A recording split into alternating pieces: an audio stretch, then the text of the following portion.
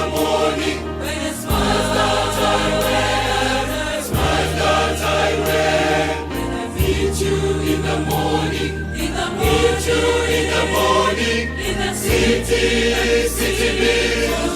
built for square.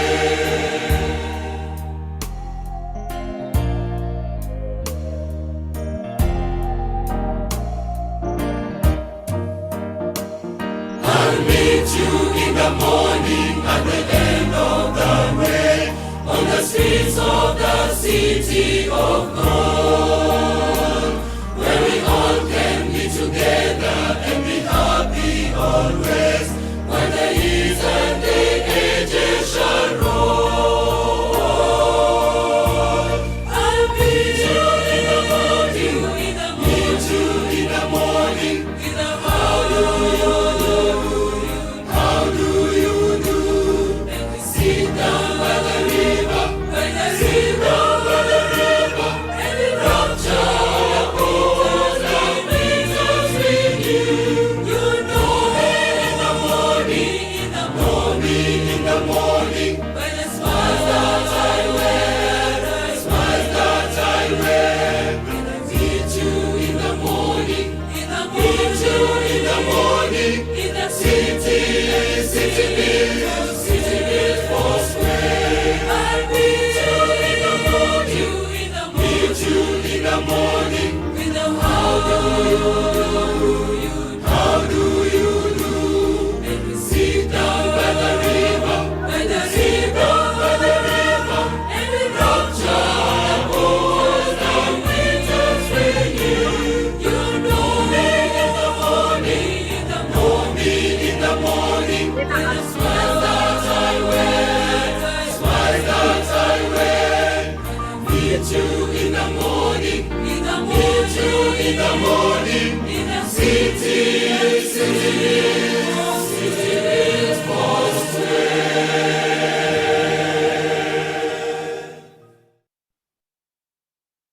Amin. Amin. Amin. Amin. Terima kasih, dan saat ini kita akan berdoa buka. Kami mengundang Pendeta J. Sinaga untuk memimpin doa buka pada malam hari ini. Kami persilakan. Mohon maaf. Saya maksudnya? Ya. Oke, kita berdoa. Segala puji dan hormat kami sembahkan kepada Tuhan. Besarlah kasih dan kemurahan-Mu yang memberkati kami boleh bertemu di Zoom meeting ini untuk belajar dan sharing dan mendengarkan akan nasihat-nasihat firman Tuhan yang sangat berguna dalam penginjilan maupun dalam kehidupan kami sebagai anak-anak Tuhan. Ya Tuhan kami yang ada di surga, tuntunlah kami dan memberkati para narasumber yang akan memberikan penerangan-penerangan bagi kami di malam hari ini, sehingga pelajaran ini benar-benar bermanfaat di dalam kehidupan kami untuk menjangkau saudara-saudara kami yang rindu akan kebenaran Tuhan. Bapa di surga, kami juga berdoa agar semua perangkat yang kami gunakan Tuhan akan berkati, tidak terhalang sinyal maupun semuanya boleh berjalan dengan baik. Ya Tuhan, inilah doa kami kepadamu, semuanya kami sembahkan di dalam nama Yesus yang menjadi Tuhan dan Juru Selamat kami. Amin. Amin. Terima kasih, Pendeta. Dan pertemuan kita pada malam hari ini akan dibawakan oleh Saudara Piers Nangoy dengan topik emosi ego gue. Sebuah kesaksian firman Tuhan terkait dengan permasalahan ego yang sering terjadi dalam kehidupan umat Kristen sehari-hari. Kami persilakan Saudara Piers Nangoy untuk membawakan firman Tuhan. Selamat malam semua. Selamat malam. Selamat malam. Kesempatan yang ada. Saya sangat bersyukur nih diingat oleh Bro Tigor untuk bagi-bagi kesaksian. Tapi ini kesaksiannya mungkin saya agak sedikit berbeda nih. Tapi ya ini kesaksian yang saya amati ya. Nah, 2-3 minggu lalu ada pendeta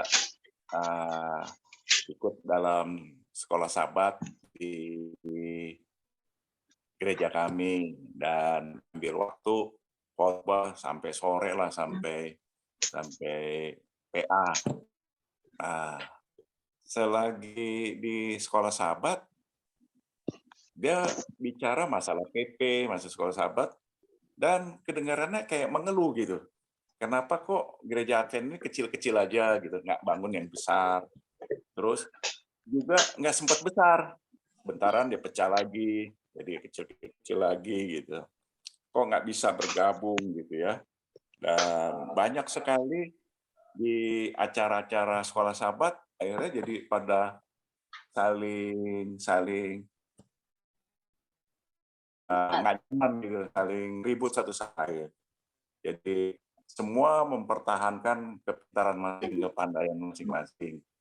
Padahal saya lagi berpikir, ada yang sekolahnya itu sama-sama, gurunya sama gitu, ilmunya sama, tapi kepintarannya bersaing gitu ya. Dan ada juga saya dengar yang guru gitu ya, berguru baca sendiri gitu, sama berguru di sekolah Sabat. Wah, dia lebih sakti itu daripada pendeta-pendeta yang pernah saya tahu. Wah, lebih jago. Makanya saya lagi bingung. Kenapa gitu. Kebetulan juga si pendeta ini bicara demikian gitu kan. Pendeta Limbong. Nah, saya lagi berpikir ya, kenapa ya gitu. Betulnya ini pembicaraan segala zaman ya.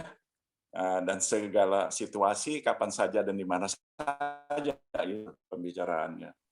Nah, untuk bahas ini, saya mau coba ambil suatu out of the box lah gitu ya, dari cerita lain yang udah memasyarakat. Jadi ceritanya adalah dulu pernah dibawain oleh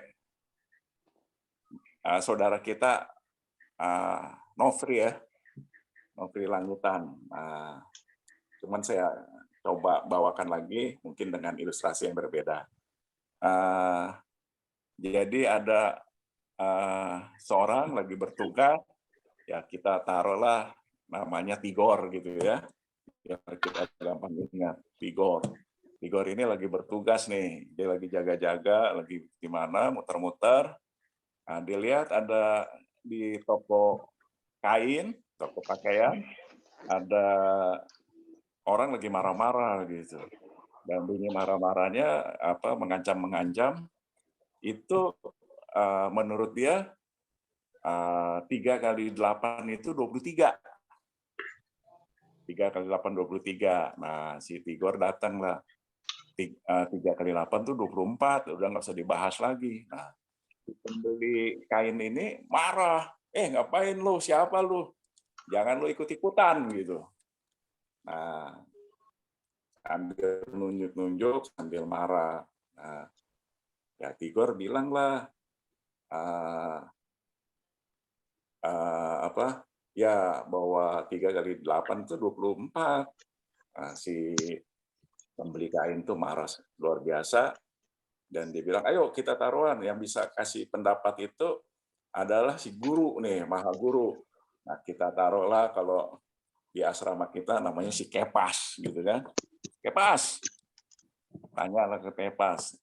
Kalau Kepas bilang 23, dia bilang 24, dia akan memancung kepalanya sendiri atau memenggal kepalanya. Nah, tapi kalau si Tigor salah, Kepas bilang itu 23, maka Tigor itu harus kasihin jabatannya nih. Jabatannya sebagai monitor gitu kan. Nah, kayak begitu.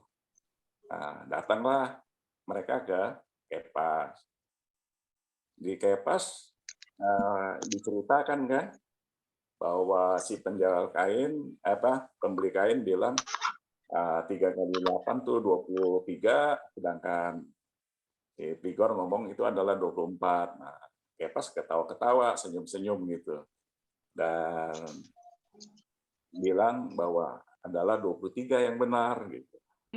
Nah, si Kepas bilang, Tigor, jabatan kamu kasihlah ke si pembeli kain karena itu adalah 23. Nah, Tigor itu bingung nih, Kepas kenapa nih? Apa mungkin gara-gara dia udah tua, 3 kali 8 kok 23 gitu. Nah, kayak begitu. Nah, terus Igor sakit hati, kesel. Ya, kalau begitu, dipikir kalau kayak pas udah pikun, buat apa lagi dia berguru, kan begitu. Jadi dia pikir, dia mau keluar deh, gitu, nggak mau lagi di asrama, dia mau pulang kampung dulu. Jadi alasannya mau pulang kampung, dengan keluarga, kayak begitu. Nah, kemudian si Kepas ya kasih. Dan sebelum si Tigor pergi dari asrama, dia bilang, Tigor, kalau nanti hujan, jangan berteduh di bawah pohon. Itu pertama. Kedua adalah, kalau kamu jangan sampai membunuh orang. Nah, waktu dia jalan, nggak lama, benar hujan. Waktu hujan otomatis mau berteduh dong, mau berteduh. Tapi si Tigor ingat pesannya si Kepas, wah katanya jangan berteduh di bawah pohon rindang. Nah, dia masih mau ngikutin. Jadi sebetulnya walaupun dia emosi, dia masih sayang nih masih Kepas. Wah janganlah, dia pindah. Nah, nggak lama setelah dia pindah dari pohon, ternyata dar gitu. Pohonnya kesambar petir, rubuh. Jadi si Tigor bilang, wah untung dia dengerin ngomongan si Kepas nih, yang dia pergi, sehingga dia nggak kena sambar petir. Nah terus dia mikir, aduh bener nggak nih, kalau aku hari ini bisa ngebunuh orang gitu, bisa membunuh orang ya, mencelakai orang. Waktu dia pulang, dia agak curiga nih, kok ada suara dengkuran, kayaknya saut-sautan nih, ada 2 nih yang menengkur, ngorok. Jadi dia masuk kamar, dia pakai pedangnya, dia krek gitu ya, dia lihat, loh kayaknya ada kaki orang lain gitu, kayak ada apa. Dia mau menuskan pedangnya gitu, bacok.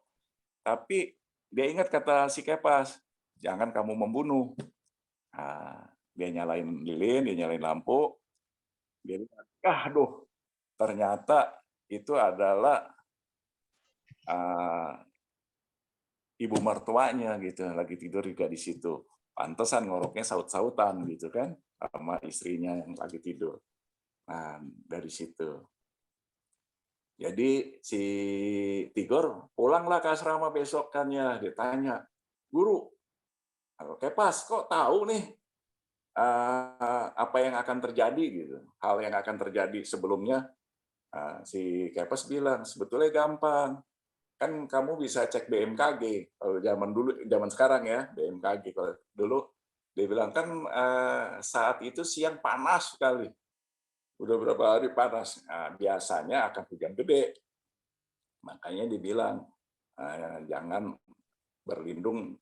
berteduh di bawah pohon. Kemudian kamu saat itu sebetulnya lagi emosi. Jadi kamu alasannya bukan lagi mau alasan keluarga, mau pulang kampung, tapi kamu lagi marah, kamu nggak mau jadi murid saya lagi saat itu. Kamu minta izin pulang. Saya tahu kamu lagi emosi. Nah, lu kalau lagi emosi, mungkin kalau tersulut apa, bisa berkelahi lah, bisa dia bawa pedang, bisa membunuh orang.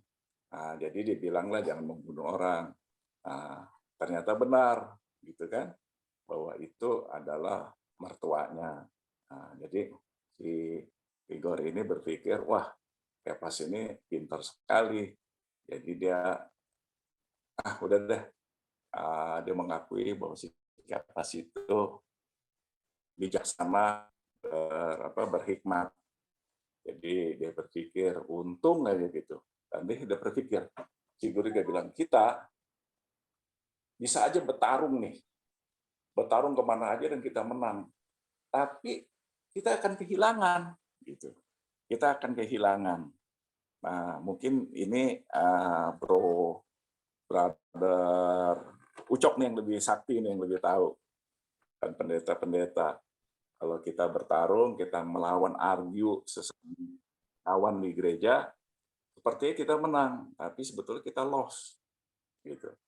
Nah, seperti juga gampangnya, kalau saya kan nih orang usaha bisnis, saya dalam menawarkan sesuatu, kalau saya argue dan saya lebih ahli, otomatis saya terdidik, terlatih 20 tahun untuk bicara asuransi. Dan saya menjual asuransi, saya juara terus. Jadi berarti pasti saya menang kalau lawan orang yang bukan dari asuransi, klien saya.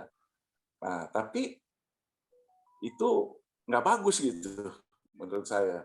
Karena benar saya menang dalam menerangkan asuransi, dalam berdagang. Tapi waktu saya kasih dia penawaran berikutnya gitu ya,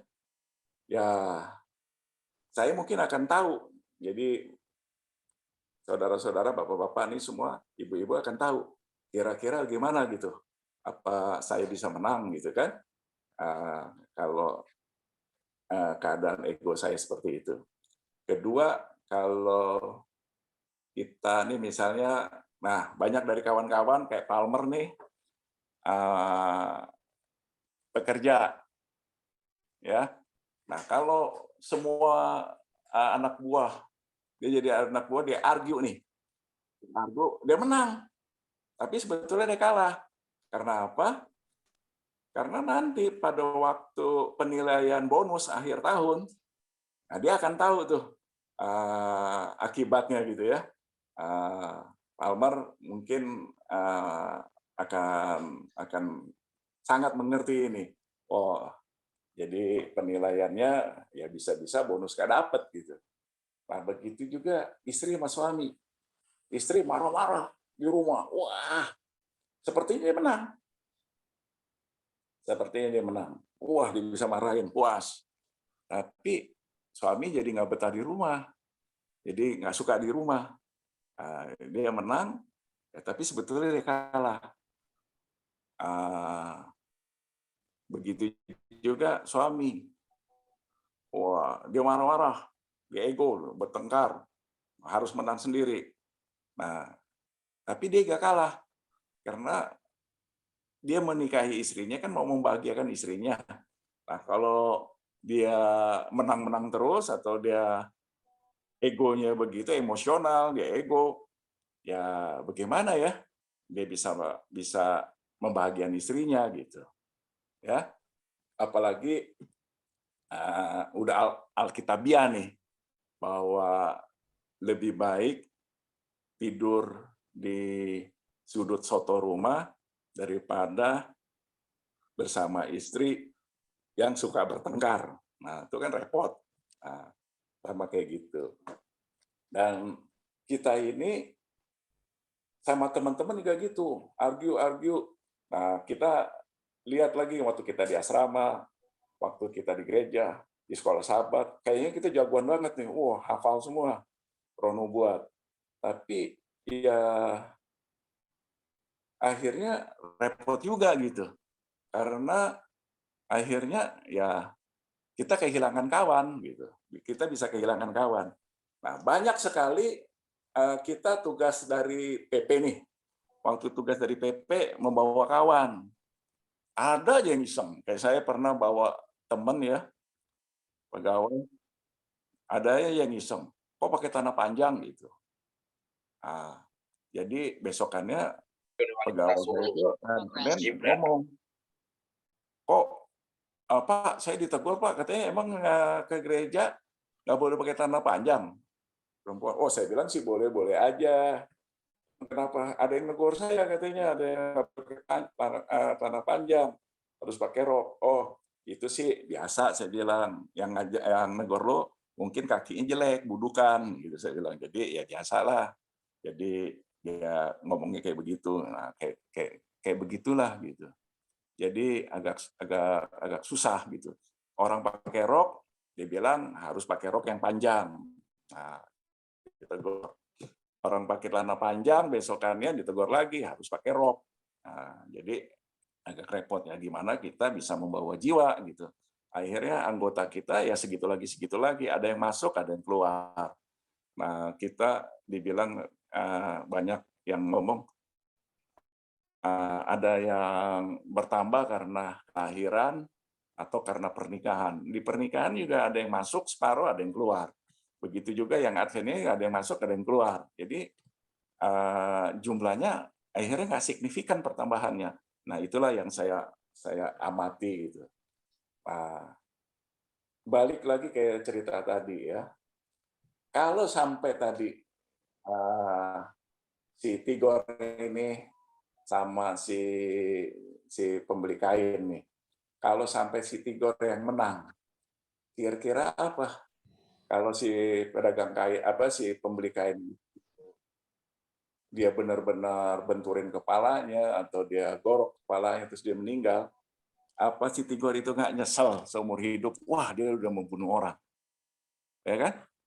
Artinya emang saat itu dia benar 3 kali 8 24, tapi dia juga mati. Orang tuh ada yang mati, ada yang hilang. Dan si Tigor ini lebih parah lagi, dia akan menyesal umur hidup karena ya dia tahu orang itu mati gara-gara adu berdebat sama dia. Itulah pemikiran saya atau kesaksian saya yang saya perhatikan di gereja ya selama ini ya, bahwa sama-sama kita tuh harus merendahkan hati supaya kita bisa legowo gitu. Kita bisa lebih ramah. Nah, tadi seperti yang di ayat masnya itu adalah hal yang kudus dan berharga. Jadi dibilangnya di Matius 7 ayat 6 tuh, janganlah kamu memberikan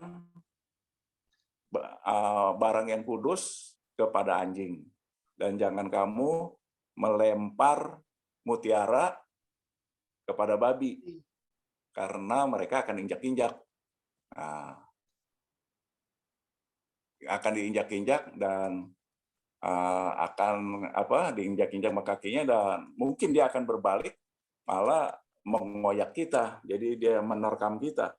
Nah, itu sama seperti inilah kita tuh mungkin di sekolah sahabat, di PP maksudnya baik, kekudusan, harus begini, ini harus begini, tapi akhirnya jadi bumerang buat kita. Jadi kitanya yang kalah sendiri gitu. Akhirnya yang tadinya harus memenangkan jiwa, ya kita malah lost, jadi hilang jiwa. Itulah renungan saya malam ini. Semoga berguna buat kita semua. Kita dapat mereview apa yang kita biasa lakukan.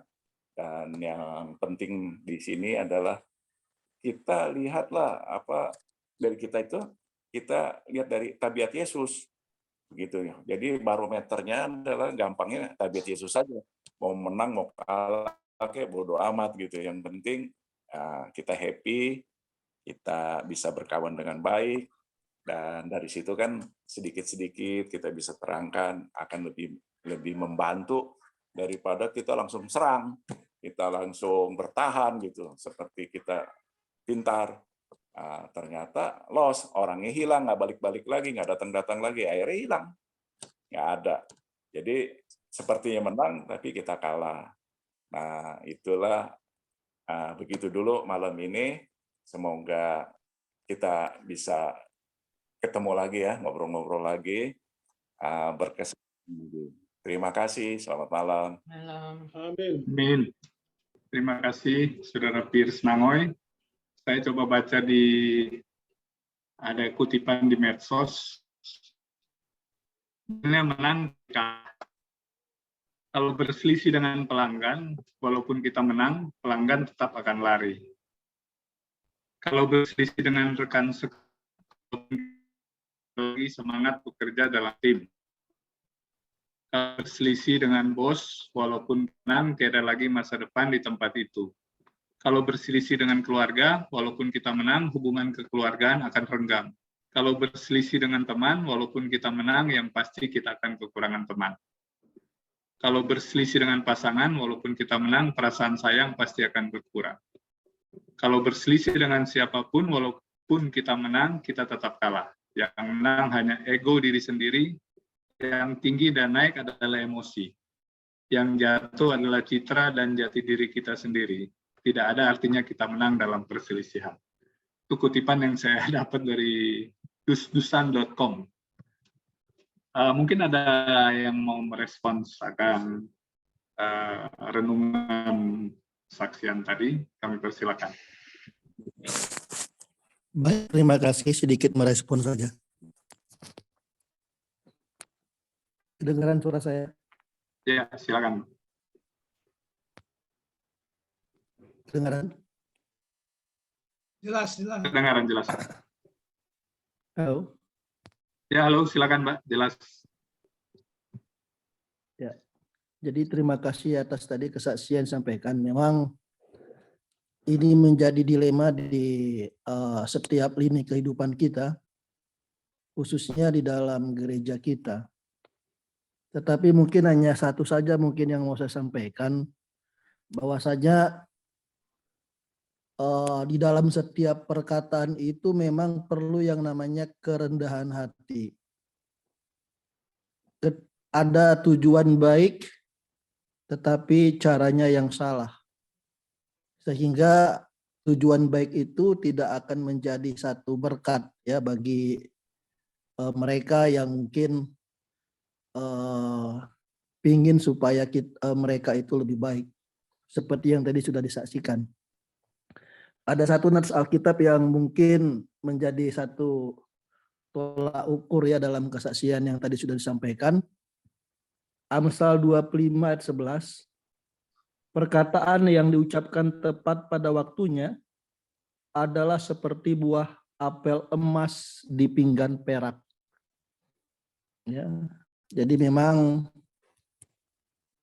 di dalam setiap kita menyampaikan sesuatu, ya perlu yang namanya pertama itu kerendahan hati kita. Dan yang kedua, kalau boleh, ketika kita pengen supaya apa yang menjadi tujuan kita itu baik, coba jangan memakai ego. Pikirkan baik-baik, perkatakan dengan baik, ya, maka hasilnya pun akan baik. Ya, karena yang saya katakan tadi, banyak kita yang berpikir untuk tujuan baik, tetapi caranya yang salah. Sehingga itu menyakitkan hati bagi orang yang mungkin menerima perkataan kita.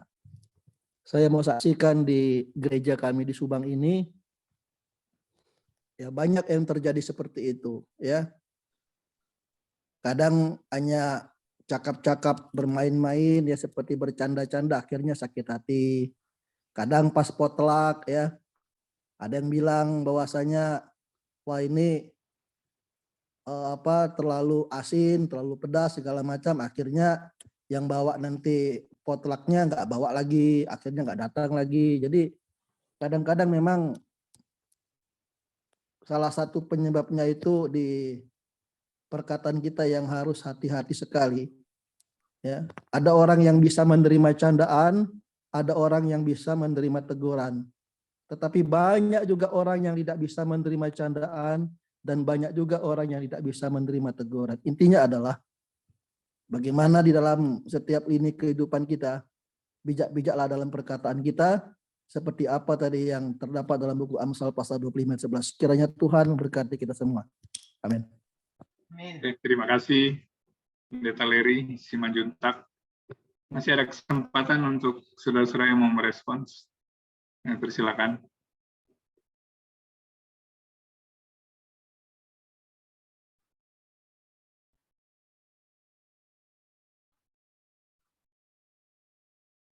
Baik, saya akan berespon ya.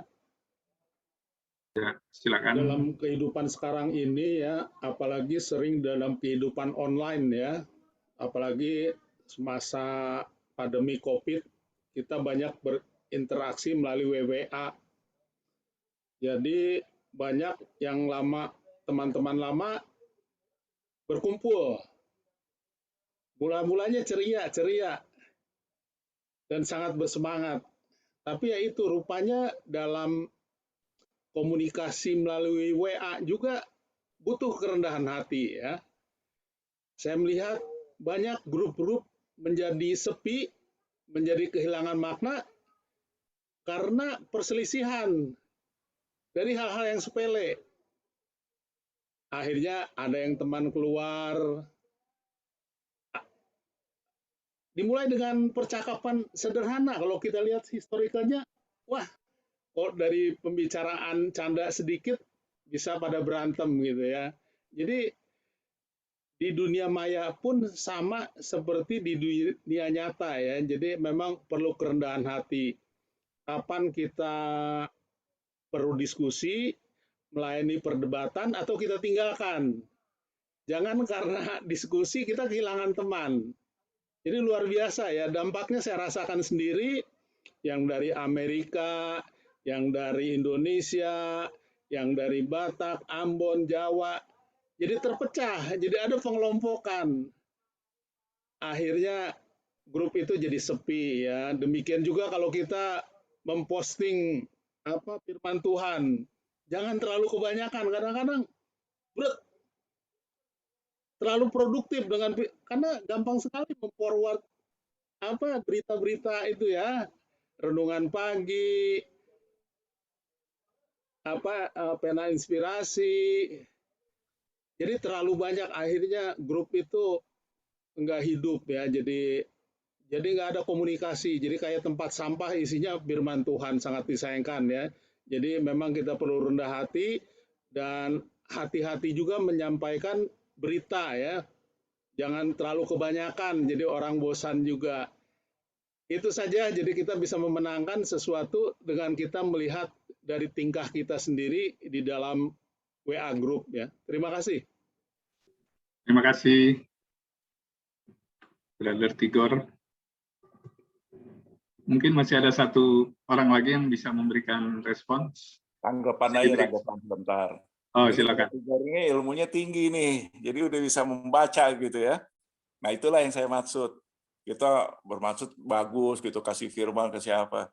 Ya, tapi ya itulah seperti hal yang kudus, hal yang berharga, kita lempar ke tempat yang salah gitu. Akhirnya ya berbalik, jadi bumerang, jadi ribut gitu. Gara-gara itu, semua sebetulnya baik, sebetulnya maksudnya nggak baik gitu. Nah, ada juga orang yang, wah dapat info nih, dapat apa, dia mau kasih ke teman yang lain. Tapi yang ngirimin itu banyak gitu. Nah, itulah kita harus tahan-tahan diri. Terima kasih. Baik, terima kasih, Saudara Pierce. Masih ada lagi yang mau respons? Masih ada waktu beberapa menit sebelum kita masuk ke sesi Islamologi. Ya, saya coba respon ya sedikit ya. Ya, silakan. Ya, mengenai tadi tentang firman tidak diberikan kepada babi gitu. Kalau bagi saya begini, seperti pernah dibicarakan oleh Bang Ucok bahwa kita sudah menerima keselamatan dan keselamatan itu harus dimateraikan dengan memberitakan firman walaupun bagaimanapun caranya. Amen. Jadi kalau bagi saya pemberitaan firman harus dilaksanakan, tetapi tidak ada unsur pemaksaan atau titik temu. Yang jelas berita itu sudah kita beritakan. Cukup sampai situ.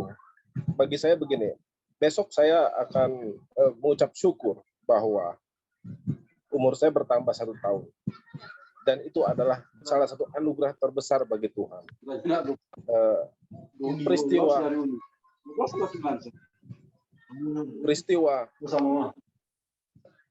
Peristiwa baik ataupun buruk itu adalah saya tetap mengucap syukur karena kasih Allah sudah ditunjukkan kepada saya, bahwa anugerah terbesar sudah diberikan kepada saya.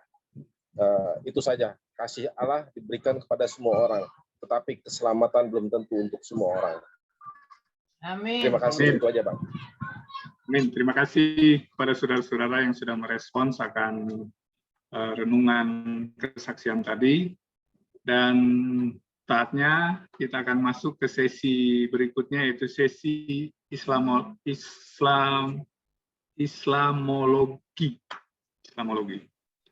Apakah Pak Mustaqim Panggabean sudah hadir?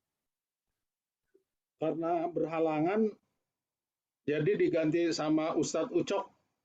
Jadi Mustaqim minggu depan, 2 minggu lagi.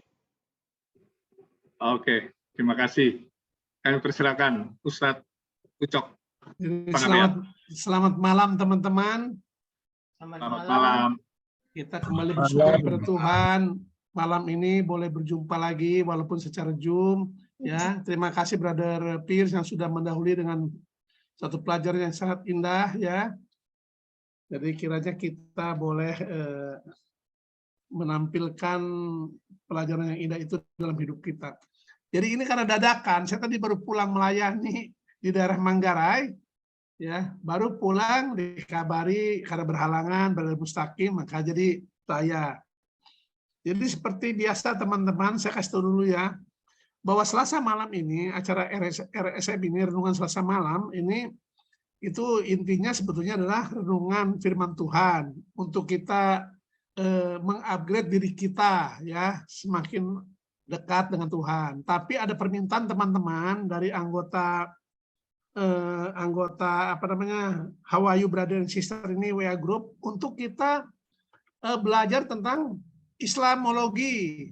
Tujuannya agar kita bisa lebih efektif, efisien menolong saudara-saudara sepupu kita, gitu loh. Ya, tujuannya. Jadi ini bukan forum perdebatan, bukan forum apologetika, ini forum belajar, ya, dari teman-teman yang punya kerinduan yang sama untuk bagaimana kita mengenal lagi lebih dalam tentang mereka. Kenapa? Karena kita ini penganut ajaran nenek moyang yang mengatakan tak kenal maka tak sayang. Jadi bagaimana mau sayang dengan sepupu kita atau saudara-saudara kita yang ada di sekeliling kita kalau kita tidak mengenal mereka, siapa mereka, bagaimana pengajarannya, ya serba-serbi tentang mereka lah. Dalam pergaulan kita sehari-hari, makin kita sayang seseorang, kita makin ingin mengenal serba apapun tentang orang itu. Contohnya orang pacaran toh. Jadi kita ingin mengenal terus. Nah, untuk itulah forum ini diadakan oleh teman-teman dari Hawaii Brother and Sister, ya, diadakan agar kita mengenal. Nah, topik yang sangat menarik yang rencananya diangkat oleh Saudara Mustaqim Panggabean adalah tentang ayat Quran An-Nisa 157 158, ya. Tapi itu janganlah diulas sekarang, saya pikir, karena ini sedang dipersiapkan dengan baik. Nanti kita mungkin 2 minggu lagi belajar bagaimana ayat ini menurut pendapat para ahli, ya. Termasuk ahli Islam, ya, tokoh di Islam, dan satu tokoh yang unik. Nanti kita dengar juga pendapatnya, yaitu Pendeta Rifai Burhanuddin almarhum. Ya, kita mau dengar juga pendapatnya nanti tentang An-Nisa 157-158. Nah, Pendeta Rifai Burhanuddin ini sangat unik. Kenapa? Karena sebelum jadi pendeta dia tokoh Muslim, ya. Kalau nggak salah Muhammadiyah dari Sumatera Selatan. Jadi orang Sumatera Selatan, ya. Menuntut ilmu sampai ke Timur Tengah. Nah, nanti Brother Mustaqim akan tampilkan bagaimana pendapat pendeta ini tentang An-Nisa 157-158, ya. Kenapa? Karena ini An-Nisa 157-158 ini unik banget. Ya, unik banget. Kenapa unik? Karena ini ayat yang menyangkal penyalipan Isa Al-Masih. Saya nggak akan bahas sekarang, kemarin saya senggol di acara yang lain ya, tapi malam ini enggak. Jadi ini unik banget, ini sangat seksi untuk didiskusikan gitu loh. Tapi nantilah 2 minggu lagi. Nah sekarang, karena ini sebenarnya ini satu forum tambahan ya untuk kita lebih mengenal. Jadi saya mau langsung buka aja, karena saya nggak siapkan PowerPoint, saya mau buka langsung sesi untuk saudara bertanya. Karena selama ini tiap Selasa kita belajar. Adakah dari teman-teman di sini mau mengangkat satu isu ya hubungan kita dengan Islam gitu ya, yang mau kita perjelas malam ini gitu loh. Kita siap. Ya. Atau adakah yang mau ditanyakan? Kita kan mau belajar ini. Ada yang mau ditanyakan tidak terkait dengan masalah Anisa 157 158. Tentang apa saja ya, boleh. Dan malam ini ada saudara saya Muslim yang hadir. Jadi saudara-saudara yang cap lonceng harap maksudnya dalam menyampaikan pendapat harap di sini harap memahami bahwa di sini ada saudaranya yang cap beduk ya, bukan cap lonceng doang di sini. Karena ini forum unik ya. Kita saudara bersaudara yang saling bersahabat ada hadir mau belajar. Jadi sebelum saya lanjut, saya mau silakan Brother Tigor untuk bicara, itu resen dia. Gimana? Silakan Brother. Baik, saya akan memulai pertanyaannya. Jadi kalau kita kedengaran bagus suara saya? Ya kurang kuat aja. Kurang kuat. Maju ya. Kencang, udah. Ya udah cukup lah. Kalau kita lihat sejarah dari Muhammad dari muda ya, juga dari sejarah Yahudi ya, Kristen muncul dari Judaism ya, dari Isa dari orang Yahudi ya, muncul Kristen. Kemudian Islam muncul sesudah maaf ya, Islam muncul dari Kristen. Artinya ya, era Kristen. ada dari ya. ini. Kenapa muncul dari Kristen? Karena waktu itu Muhammad itu tidak memiliki agama ya, tapi dia tidak menyembah berhala. Hanya waktu dia menikah, istrinya itu adalah orang Kristen. Jadi secara tidak langsung Muhammad itu dinikahkan secara Kristen, artinya dia menjadi orang Kristen. Nah, kemudian berkembang. Jadi ada seorang tokoh Katolik, itu ada buku. Jadi Islam ini merupakan revolusi dari agama Kristen. Dari urutan itu ya, jadi Yesus datang merubah Yahudi, akhirnya lahir Kristen ya. Nah, di Arab Muhammad datang kawin dengan Khadijah yang adalah agama Kristen sesuai dengan pamannya kan, yang menikahkan itu pamannya adalah seorang Kristen.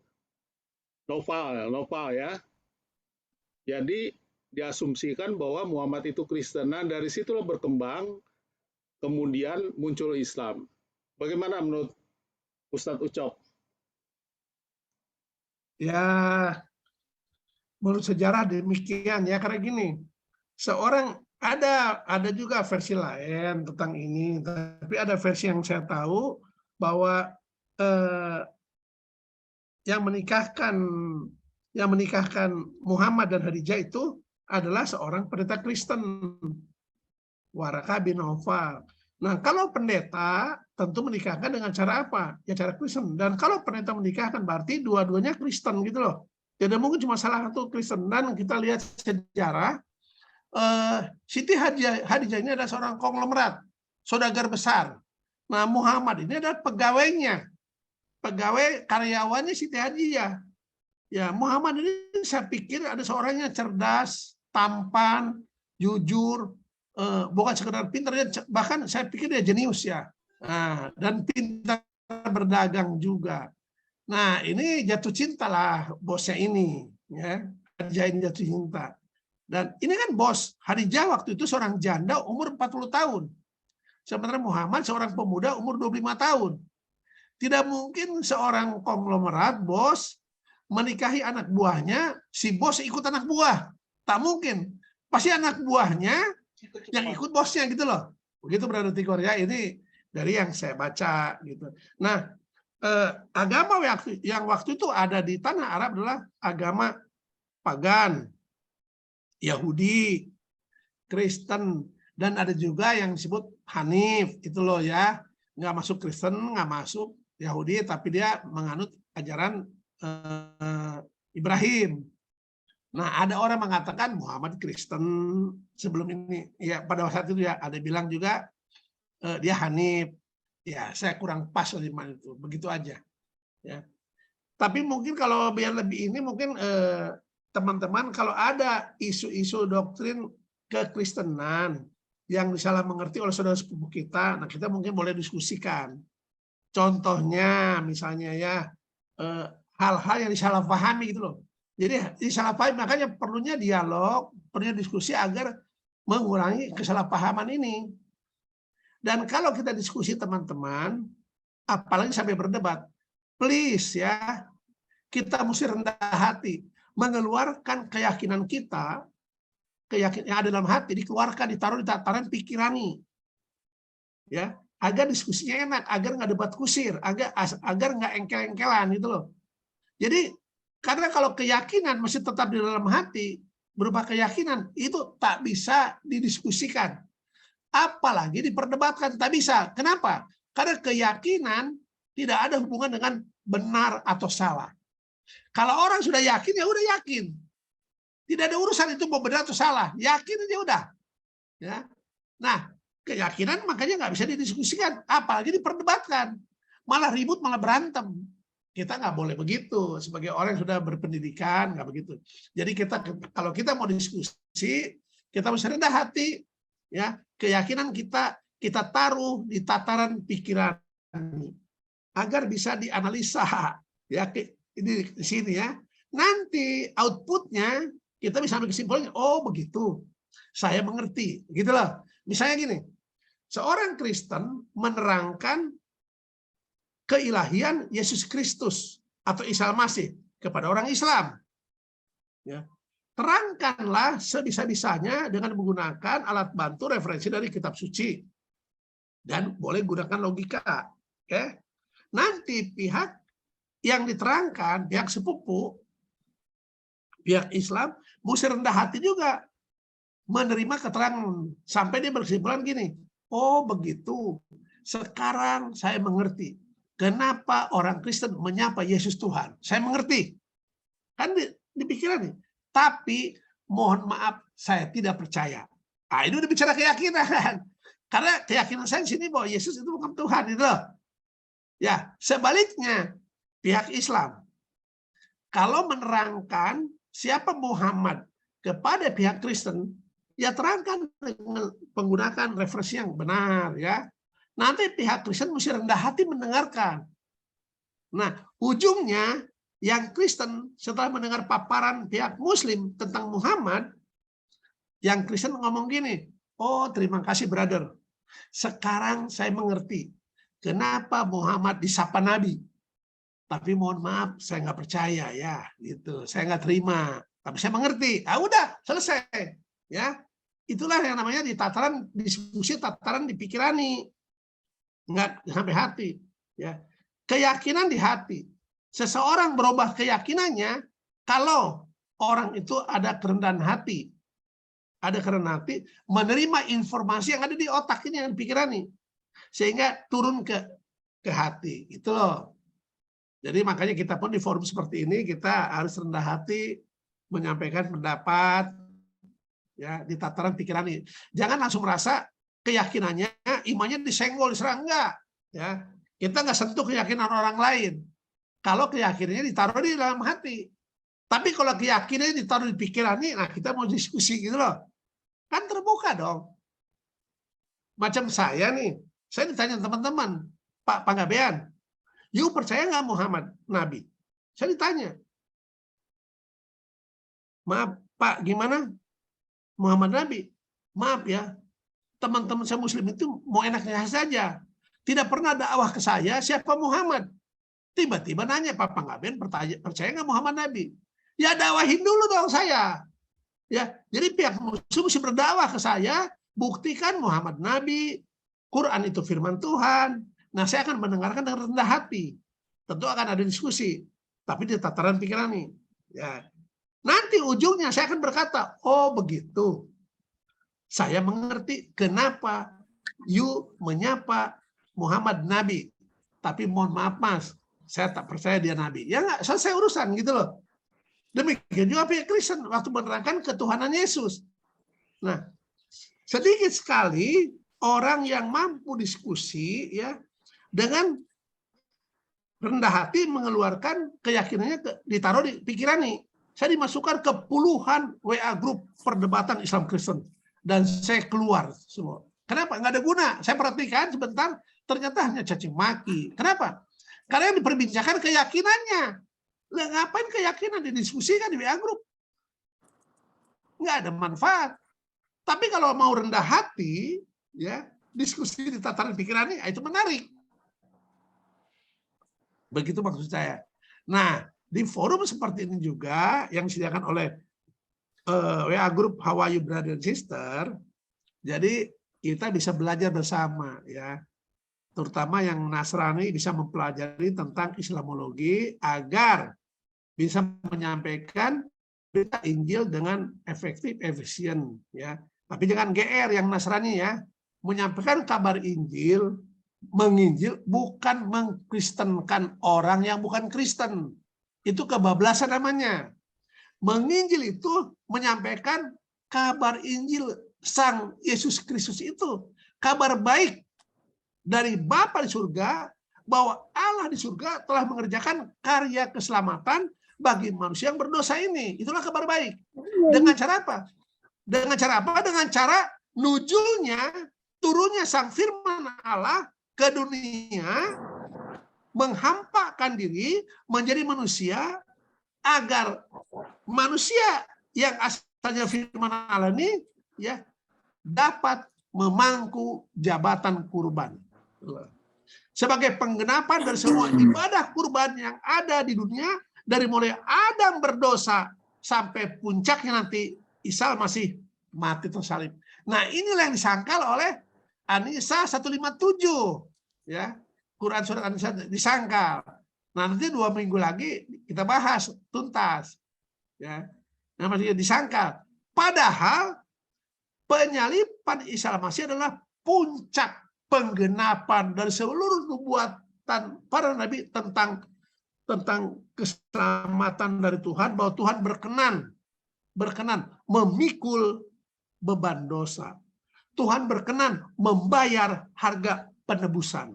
Tuhan berkenan menyelamatkan orang berdosa dengan mengalahkan iblis, menghancurkan dosa, dan mengembalikan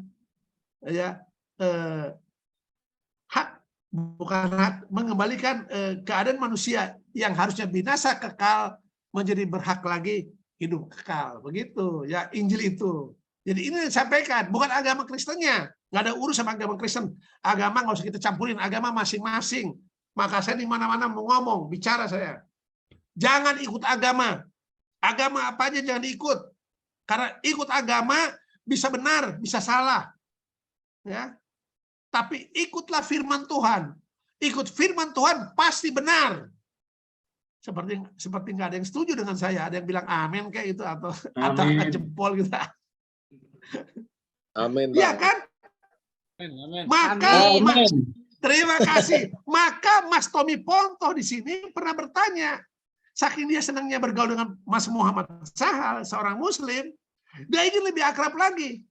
Saya masih ingat ya, Mas Tommy Pontoh bilang, bagaimana caranya agar kita bisa lebih akrab lagi dengan seperti Mas Muhammad Sahal atau yang lain-lain. Bagaimana caranya? Kita senang. Bagaimana caranya? Nah, waktu itu saya jawab, agar kita bisa makin akrab, makin menyatu dengan saudara kita yang beda agama, caranya satu. Saya bilang, lupakan agama kita. Lupakan agama kita. Yang kita ingat Tuhan saja. Jangan sampai kita beragama, tapi melupakan Tuhan. Sekarang banyak terjadi. Semua para penjahat beragama semua. Cek KTP-nya. Halo, Mama. Ya. Halo, Mama. Tapi mereka tidak bertuhan. Dalam kenyataannya, betul nggak? Kalau ingat Tuhan, bertuhan, tentu nggak akan kejam, nggak akan jahat sama orang. Maka saya mempromosikan firman Tuhan. Apapun itu firman Tuhan yang kita akui sebagai firman Tuhan. Maka saya bicara Quran. Karena apa? Quran dipercaya sebagai firman Tuhan oleh Islam. Bahkan Islam itu di mata saya luar biasa. Kenapa luar biasa? Karena Islam bukan cuma percaya Quran, tapi wajib percaya juga Taurat, Zabur, Injil. Nah, kalau Mas Palmer Segala ini Kristen ya, dia hanya percaya Taurat, Zabur, Injil. Tapi saudara Mas Palmer, Mas Muhammad Sahar lebih heboh lagi. Dia percaya Taurat, Zabur, Injil plus Quran, kan heboh. Cuma masalahnya sekarang di tataran kehidupan sehari-hari. Ya. Yang namanya iman pada Quran dibedakan dengan iman pada Taurat, Zabur, Injil. Padahal di rukun iman jelas. Iman kepada kitab-kitab Allah, yaitu Taurat, Zabur itu Mazmur ya, Zabur, Injil, Quran. Disebut Islam kalau iman pada 4 kitab ini. Tapi ini jadi teori saja. Karena pada prakteknya yang 3 sering dilupakan, hanya ingat 1 Quran doang. Ya, jadi itu nah kita mau menghindari yang membuat kita terkotak-kotak. Agama mengkotak-kotakan kita. Itu fakta lah. Karena masing-masing akan bela agamanya. Tapi kalau kita lupakan agama kita, yang kita akan firman Tuhan, kita akan bersatu. Makanya saya juga suka bilang, maaf saudara yang muslim, kalau baca Quran, kurang paham, kurang jelas, bimbang, ragu, bingung, please cek ke kitab sebelumnya, kepada Injil, gitu loh, agar punya pemahaman yang sama kita. Kenapa? Karena cara berpikir Islam itu begini, teman-teman. Pertama kitab Taurat. Akhirnya Taurat dilanjutkan dengan kitab Zabur. Zabur dilanjutkan dengan kitab Injil. Injil dilanjutkan dengan kitab Quran. Itu cara berpikirnya. Makanya mereka mengklaim sempurna, makin sempurna, lebih sempurna, sangat sempurna gitu loh. Maka Islam mengklaim Quran penyempurna. Tapi ini Islam ya. Quran tidak menyatakan Quran penyempurna. Agama Islam. Nah, ini mana? Ini maka saya ini belajar, coba memahami cara berpikir saudara saya Muslim. Cara berpikir saya coba pahami bagaimana. Gitu loh, teman-teman. Ya, makanya kita nggak perlu berdebat kusir soal keyakinan kita. Ya, marilah kita diskusi tentang firman Tuhan.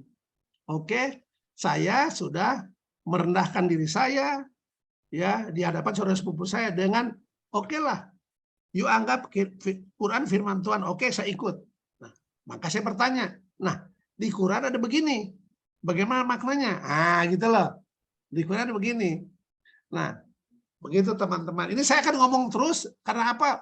Sayang waktu ya. Tapi kalau mau ada yang mau kasih pendapat, silahkan ya, kasih waktu gitu.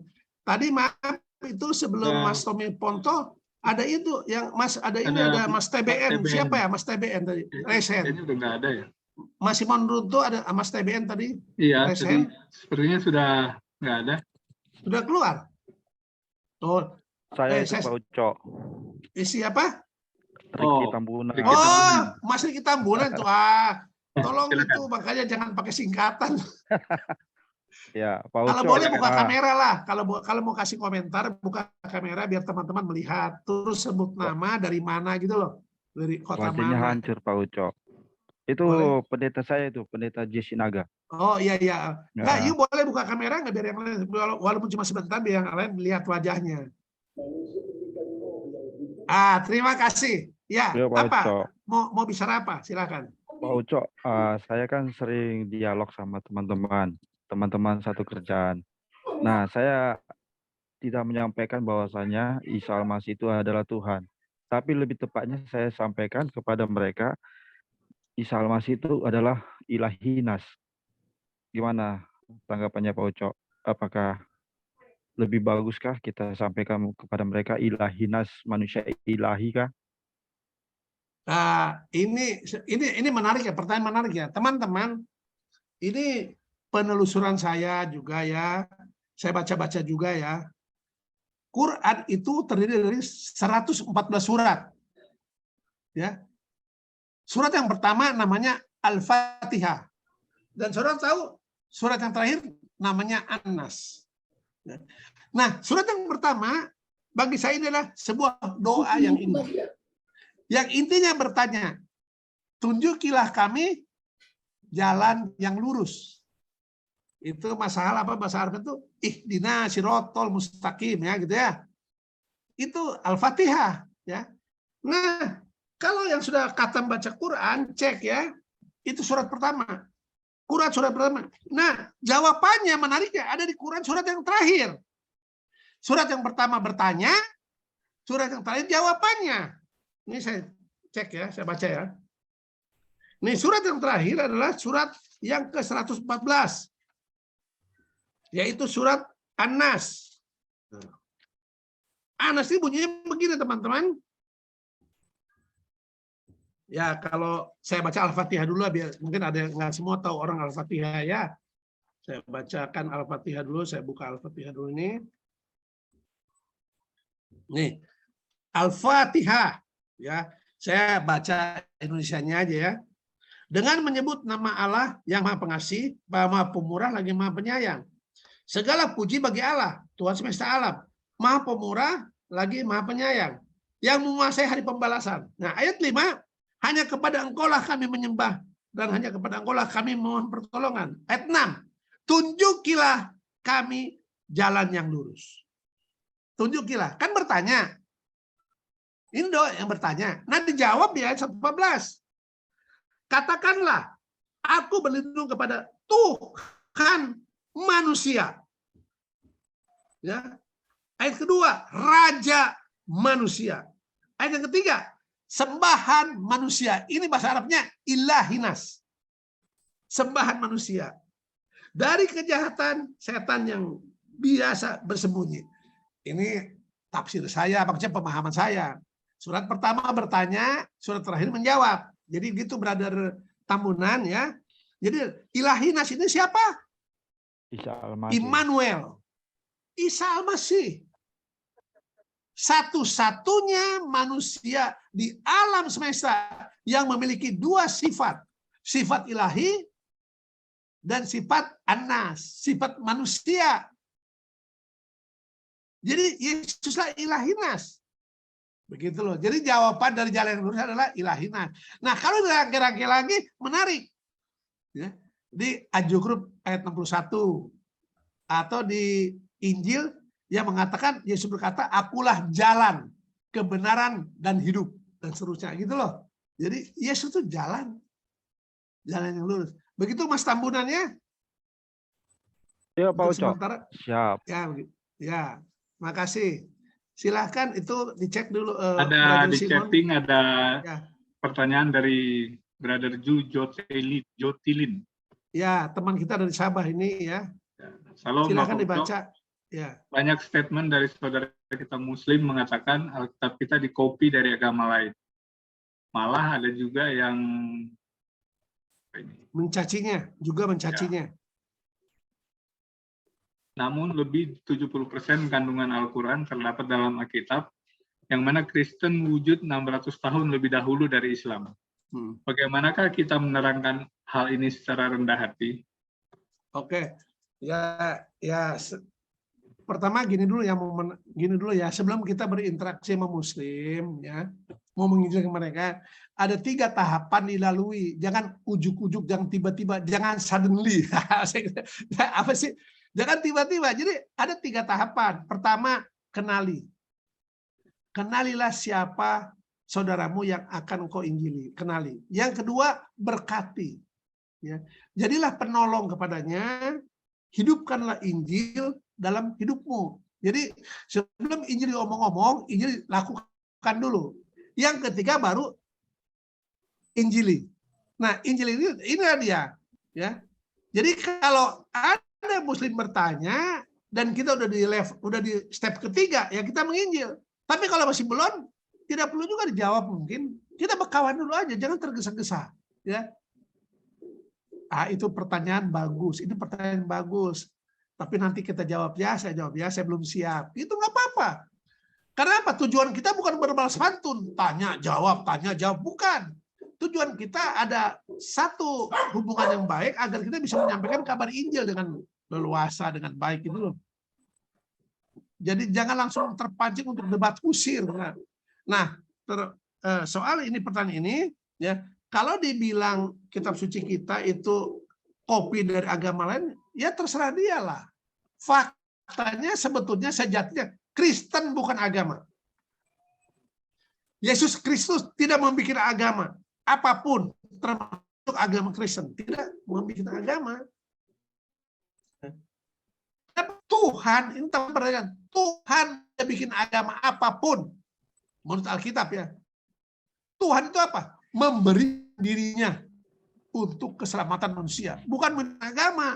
Kan manusia sudah jatuh dalam dosa. Manusia layak binasa. Harus mati. Perhatikan Kejadian 2 ayat 16. Jangan makan buah, Adam.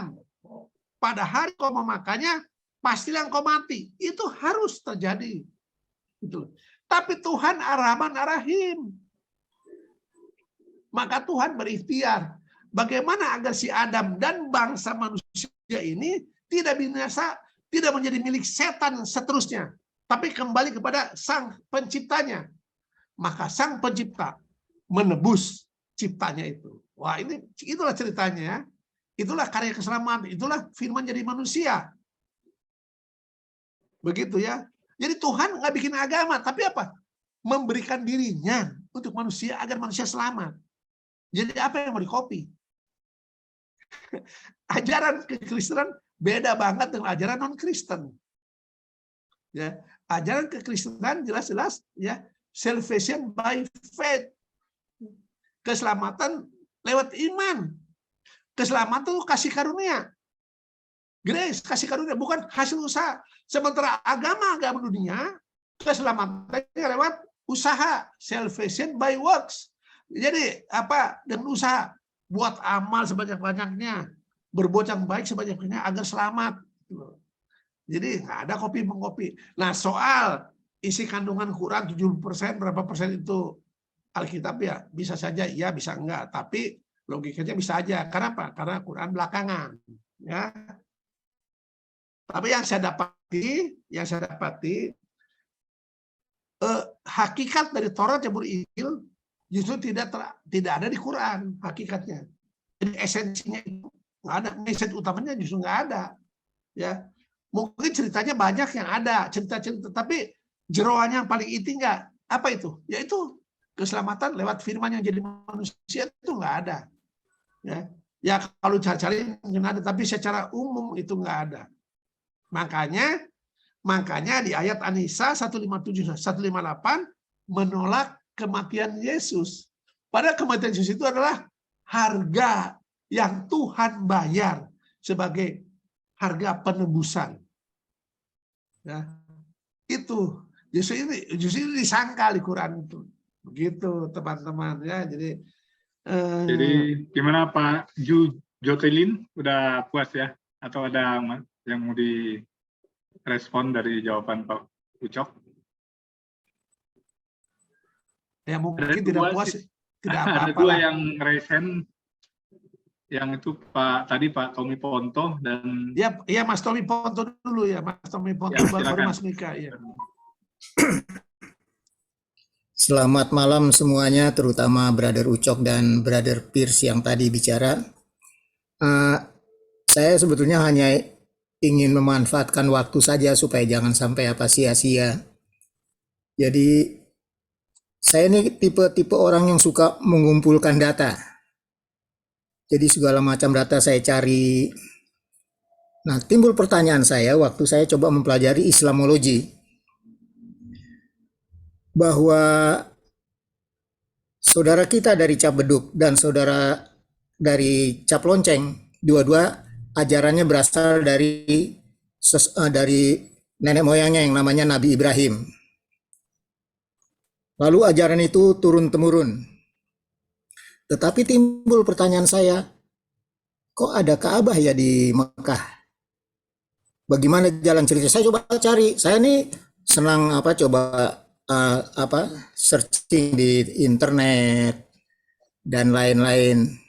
Terus cari-cari dari literatur atau sumber-sumber tertentu. Cuma belum puas. Mungkin di kita ini sekarang ada yang mempunyai informasi, bisalah kita berbagi di sini. Bagaimana caranya sampai Ka'bah yang ada di Mekah itu kok berisi 360-an berhala. Nah, selama ini kelihatannya nabi-nabi hanya banyak di Israel saja. Sesudah itu kok sepertinya dari keturunan Ismail itu nggak ada ajaran-ajaran ilmiah. Tapi tahu-tahu muncullah satu tokoh tertentu.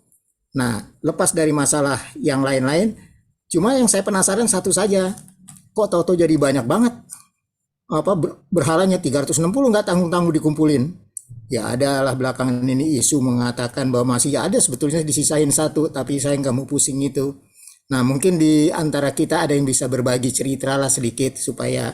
Tapi kalau ada pertanyaan yang lain dulu, ini kan cuma sekedar mengisi informasi. Saya berusaha untuk supaya bisa dapat informasi di HP saya download termasuk Al-Quran, Alkitab dan segala macam untuk mempermudah mendapatkan info.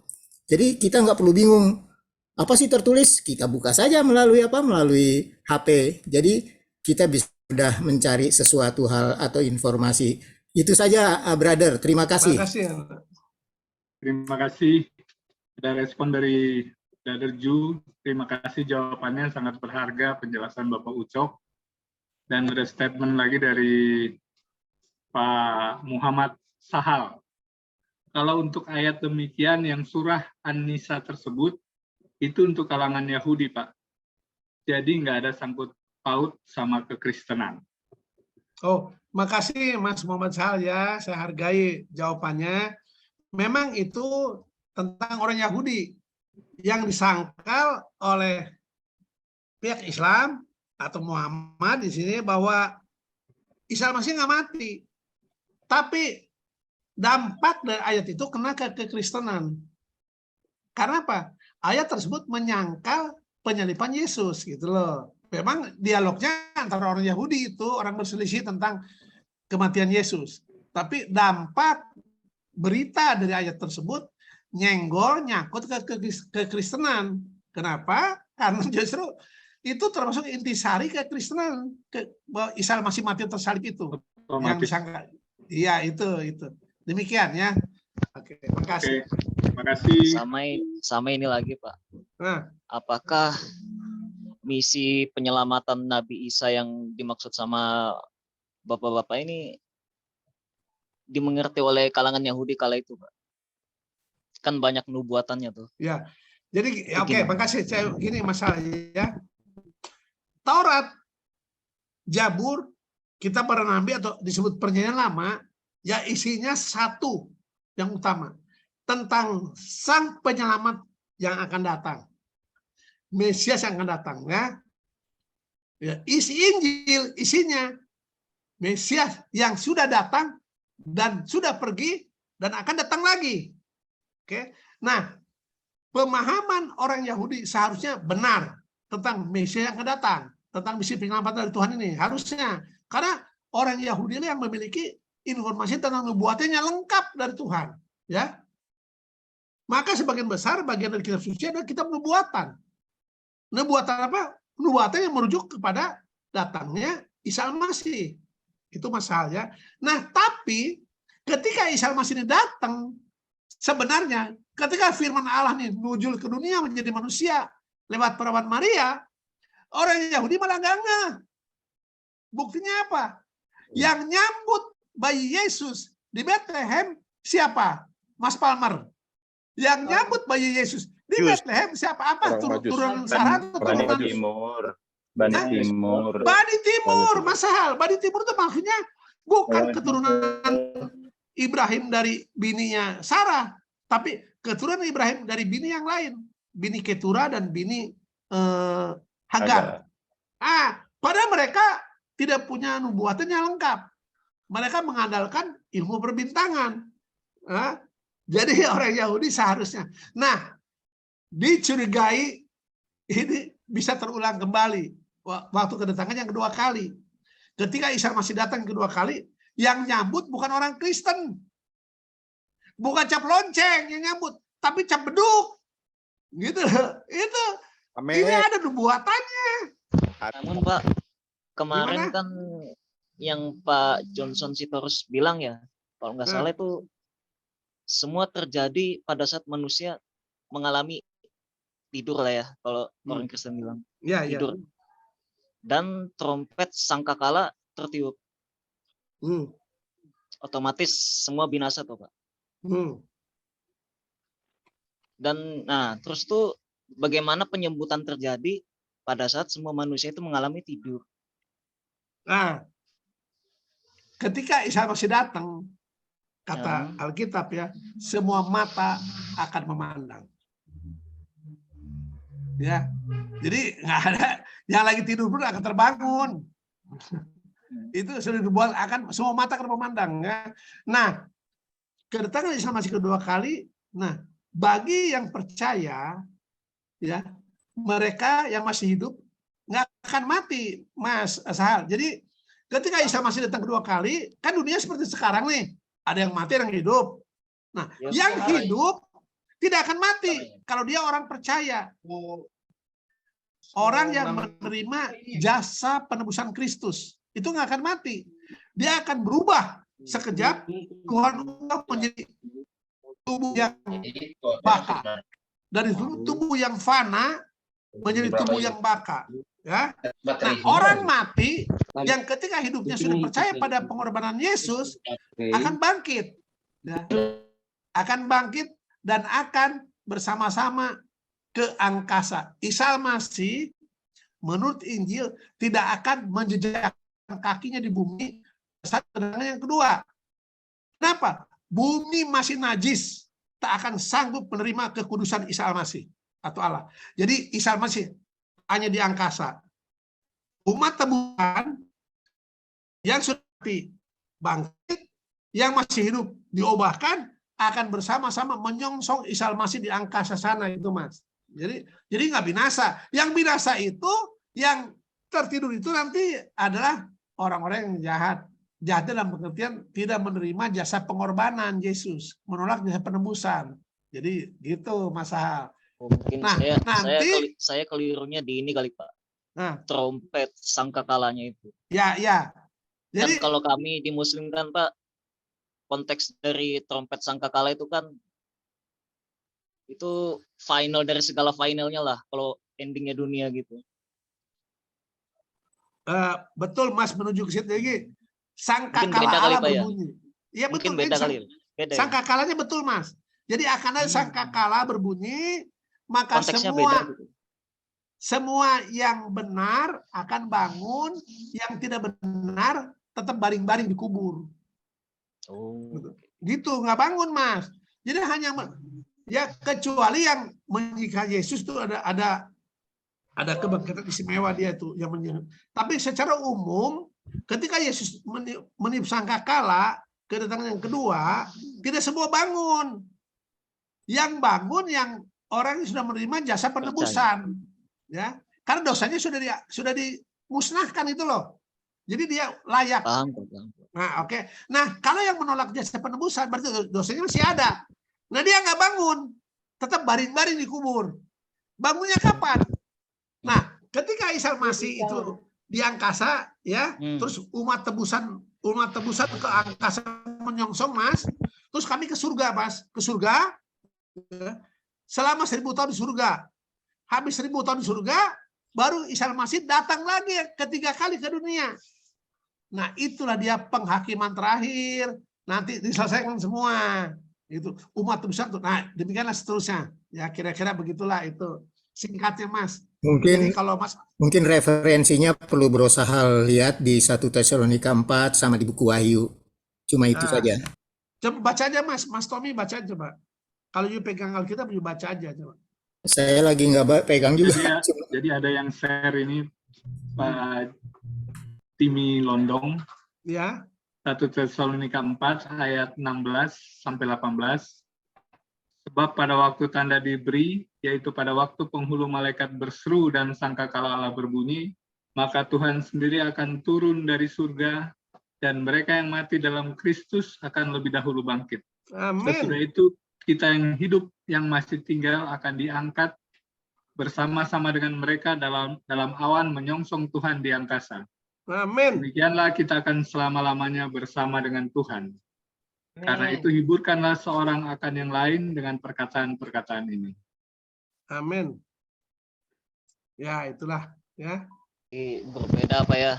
Ya, Mengenai berbeda. kedatangannya Ya, itu, ya. berbeda sekali. Ya, nggak apa-apa Mas, memperkaya hasanah. Ya kita ya. Jadi nanti Siap. tinggal kita merendahkan diri di hadapan Tuhan, kita berdoa. Tuhan, mana ini Tuhan, tolong Tuhan agar kami mengerti Tuhan, kan? Ya, Kita mah orang berdosa, masa hal ya. Kebenaran hanya Asli, milik Pak. Tuhan ya. Kita ini pencari kebenaran ya. Dan mencarinya susah kenapa? Karena kita di lingkungan dunia berdosa. Tapi Tuhan berkenan dicari oleh orang yang rendah hati mencari Tuhan. Itu saya percaya. Kalau kita apapun agama kita, apapun suku bangsa kita, apapun tingkat pendidikan kita, kalau rendah hati mencari Tuhan, pasti ketemu. Amin. Itu jaminan dari Tuhan pasti. Karena Tuhan katakan, carilah maka engkau akan mendapatkan. Ketoklah maka pintu akan dibukakan. Minta maka kamu akan mendapatkan. Tuhan tuh baik, dia berkenan menyatakan dirinya ya kepada karena apa? Semuanya anak Tuhan, umat Tuhan semua ini. Tak membeda-bedakan. Yang penting syaratnya satu, rendah hati mencari Tuhan dan Tuhan berkenan untuk ditemui. Makanya banyak orang bertobat gara-gara mimpi. Bayangin, Tuhan aja berkenan mengunjungi orang berdosa lewat mimpi agar orang ini mendapat pencerahan atau lewat peristiwa-peristiwa lain atau lewat cara normal belajar firman Tuhan yang tertulis. Makanya, saudaraku, baca firman Tuhan, apapun itu yang kau klaim sebagai firman Tuhan, bacalah dengan segala kerendahan hati agar kita mendapat hidayah di situ. Engkau percaya Injil firman Tuhan, baca rendah hati. Percaya Taurat firman Tuhan, baca rendah hati. Percaya Zabur firman Tuhan, baca dengan rendah hati. Percaya Quran firman Tuhan, bacalah dengan rendah hati. Tuhan pasti akan menyatakan dirinya. Amin. Amin. Maaf, Oke. maaf sedikit. Tadi berusaha sedikit menyinggung bahwa Yesus ditolak oleh orang Yahudi. Mungkin sedikit terkoreksi saja. Ditolak oleh tokoh-tokoh agama Yahudi, bukan orang Yahudi. Karena orang Yahudi sehari bisa sampai 5.000 yang bertobat. Jadi mungkin itu sekedar klarifikasi saja. Terima kasih. Ya, terima kasih. Nambahin aja. Jadi sebenarnya itu Tommy betul itu Mas Sahal. Jadi orang Yahudi tidak menolak kok bahwa Yesus itu disalib, mati, berkorban jadi juru selamat itu nggak menolak. Tapi beberapa rabi-rabinya, imam-imamnya memang menolak oleh karena tidak sesuai dengan apa yang ada di pikiran mereka.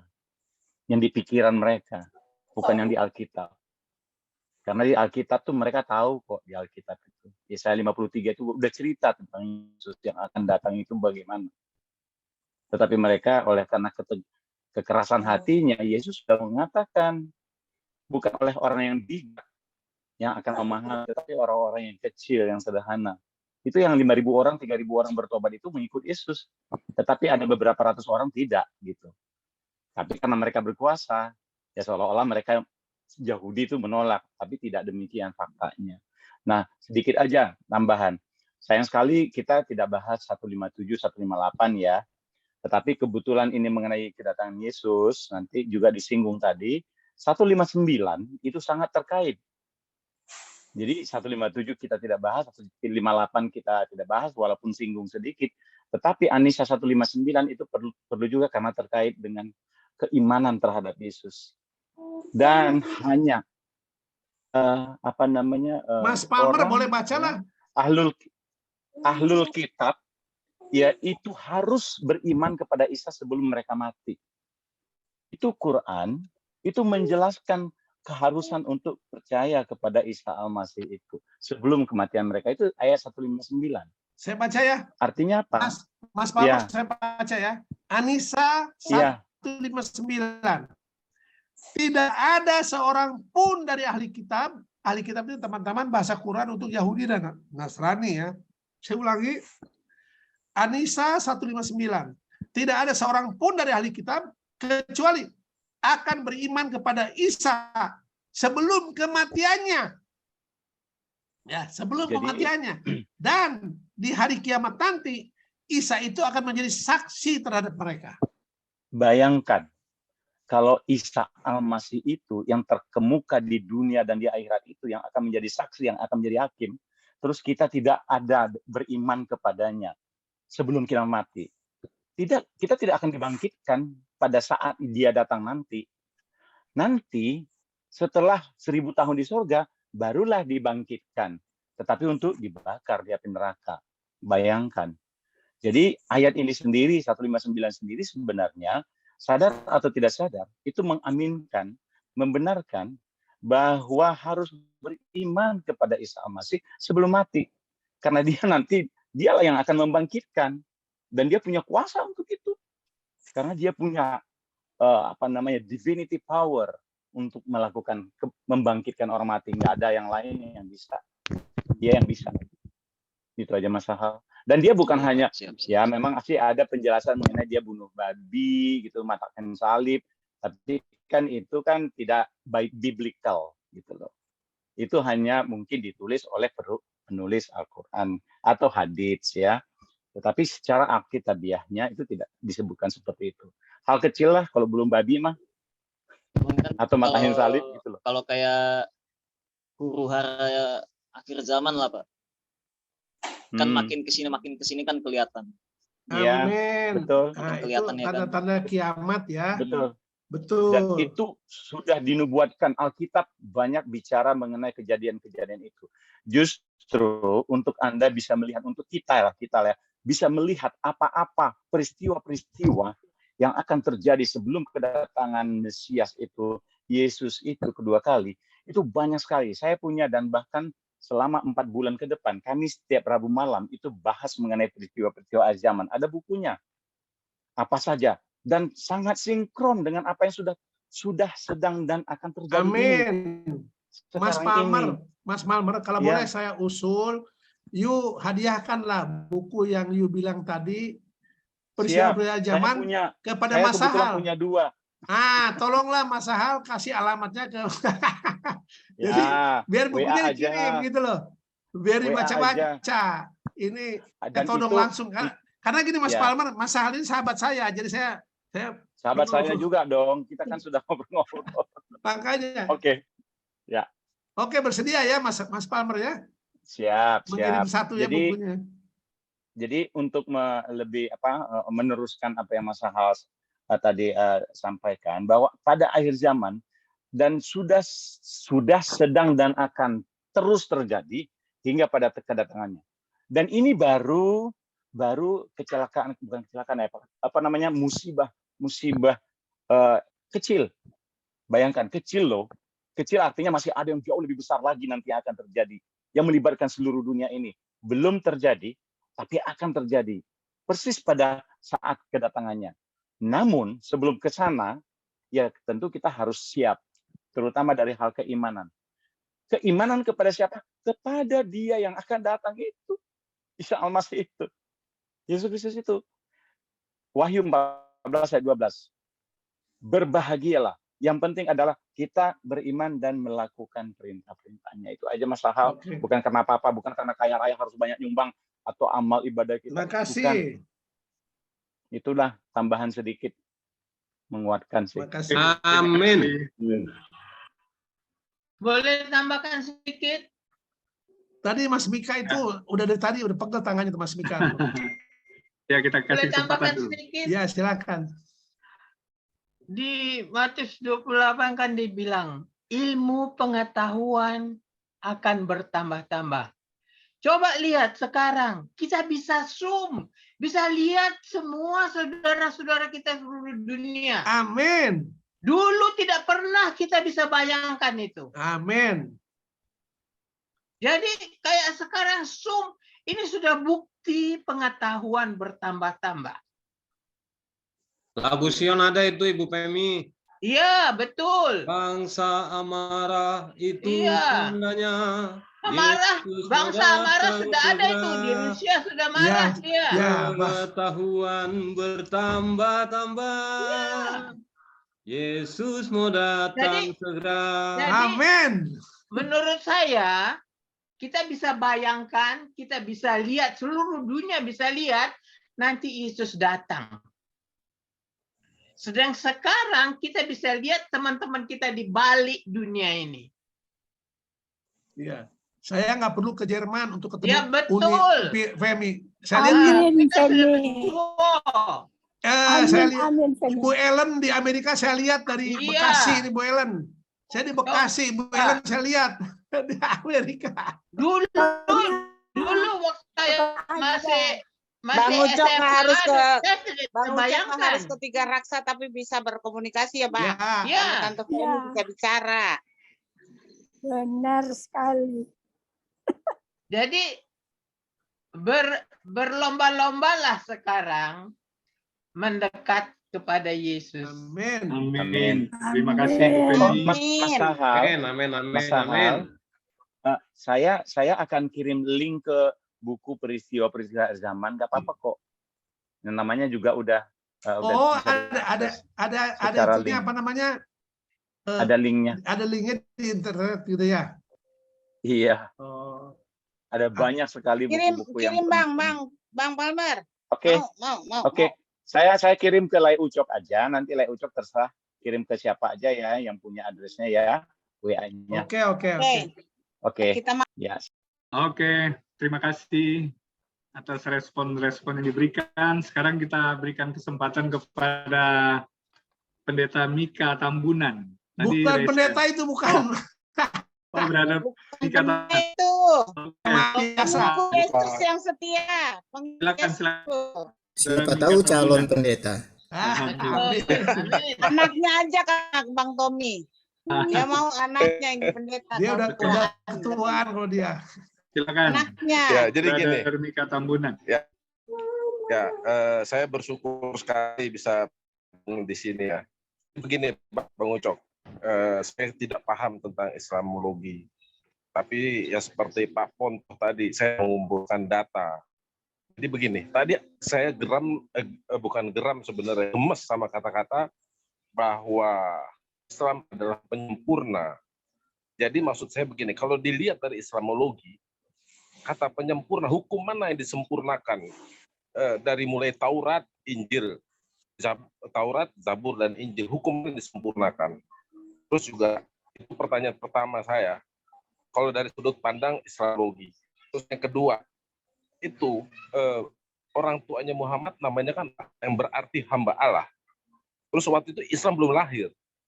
Terus bagaimana kata Allah sudah ada menurut dari sudut pandang Islamologi, sedangkan di situ belum lahir Islam. Tapi hadir kata hamba Allah. Pak Mika koreksi. Itu aja Pak. Koreksi. Islam sudah Ya, ada boleh. sejak dulu. Muslim yang belum lahir. Pengikut Muhammad yang belum ada. Sementara Bu Grace, jangan Belum selesai. jangan dikacaukan dulu. Jangan ikut campur. Silakan Mas Mika, lanjut dulu. Nah, jadi begini, saat itu agama Islam belum hadir, tetapi orang tua bapak dari Muhammad bernama Abdullah sudah mempunyai arti hamba Allah. Nah, bagaimana dengan kata hamba Allah itu? Sedangkan Islam sendiri belum hadir. Apakah kata Allah itu sudah ada dipakai sebelum Islam hadir? Itu aja. Pertanyaan yang menarik sekali ini ya. Ini pertanyaan bagus, cuma saya jawab sepintas saja ya, karena ini kalau jawab lengkap itu perlu referensi nanti ya. Jadi memang teman-teman, salah satu nama sesembahan orang Arab pra-Islam itu bernama Allah. Ya. Bahkan itu sesembahan tertingginya. Ini pra-Islam ya. Kan belum ada Islam, belum ada agama Islam loh. Ya, makanya betul itu pengamatan Mas Tambunan betul. Tapi nantilah kita bahasnya nanti ya. Nanti saya ambil waktu khusus bahas ini. Ini pertanyaan menarik ya. Kok namanya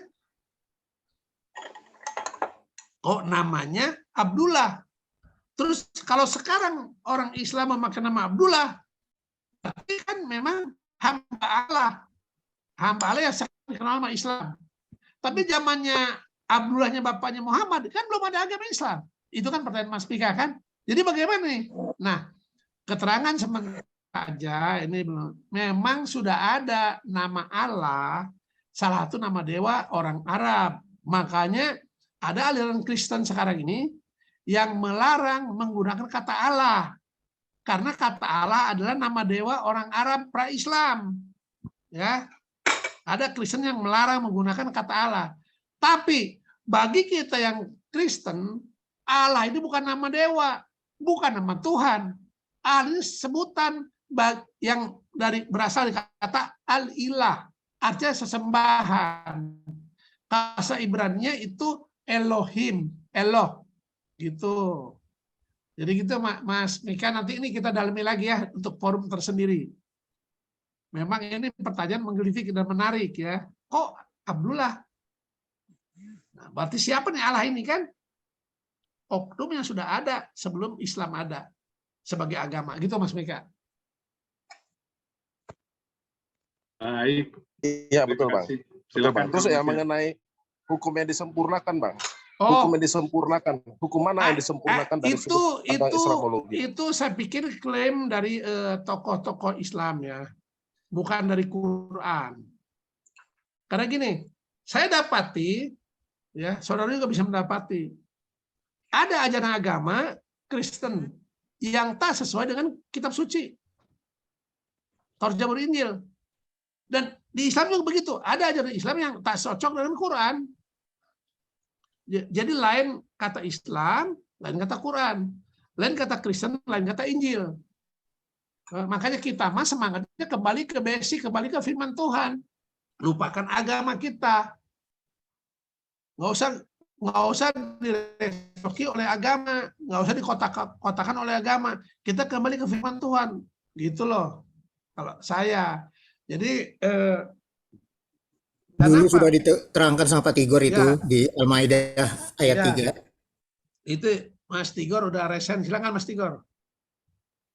Baik. Jadi Islam sebagai agama sempurna itu kuat. Islam agak kuat biar kedengaran ke Jerman, Gor. Kalau ke Bekasi jelas, ke Jerman harus lebih kuat lagi suaranya. Kan jauh, lebih jauh. Jauh. Ke Tangerang jelas. Lampung aja jelas. Cimahi kurang. Suaranya Gor, suaranya. Unmute dulu, unmute. Tante Femi kurang jelas, jauh. Unmute dulu Gor, suaranya. Ada angin lagi sini. Suaranya unmute. Oke. Ya, udah. Jadi Islam agama yang sempurna berdasarkan surat Al-Maidah 5 ayat 3 itu disanggah sama umat Islam sendiri yang berpendidikan ya. Jadi ada tesisnya. Jadi Islam itu ayat itu turun saat Mekah dikuasai oleh Muhammad. Waktu Mekah dikuasai Muhammad, jadi Ka'bah dikuasai. Rukun Islam kan ada 5. Dari sholat, zakat, puasa. Sholat, zakat, puasa. Yang terakhir itu naik haji. Naik haji ini belum bisa dilaksanakan karena Ka'bah dikuasai oleh penyembah berhala. Karena sudah dikuasai, makanya kalau kita lihat turunnya ayat itu sudah sempurna. Sempurnanya itu rukun Islamnya. Jadi rukun Islam sudah bisa dijalankan dengan naik haji. Dan Al-Maidah sendiri artinya itu apa? Hidangan makanan. Jadi dari 156 ayat itu hanya ngebahas mengenai agama sempurna satu kata dari sepotong ayat itu. Isinya itu mengenai makanan haram itu di situ. Jadi Islam itu sebenarnya sudah sempurna. Bukan karena ayat itu. Kenapa? Karena Islam itu artinya berserah kepada Allah.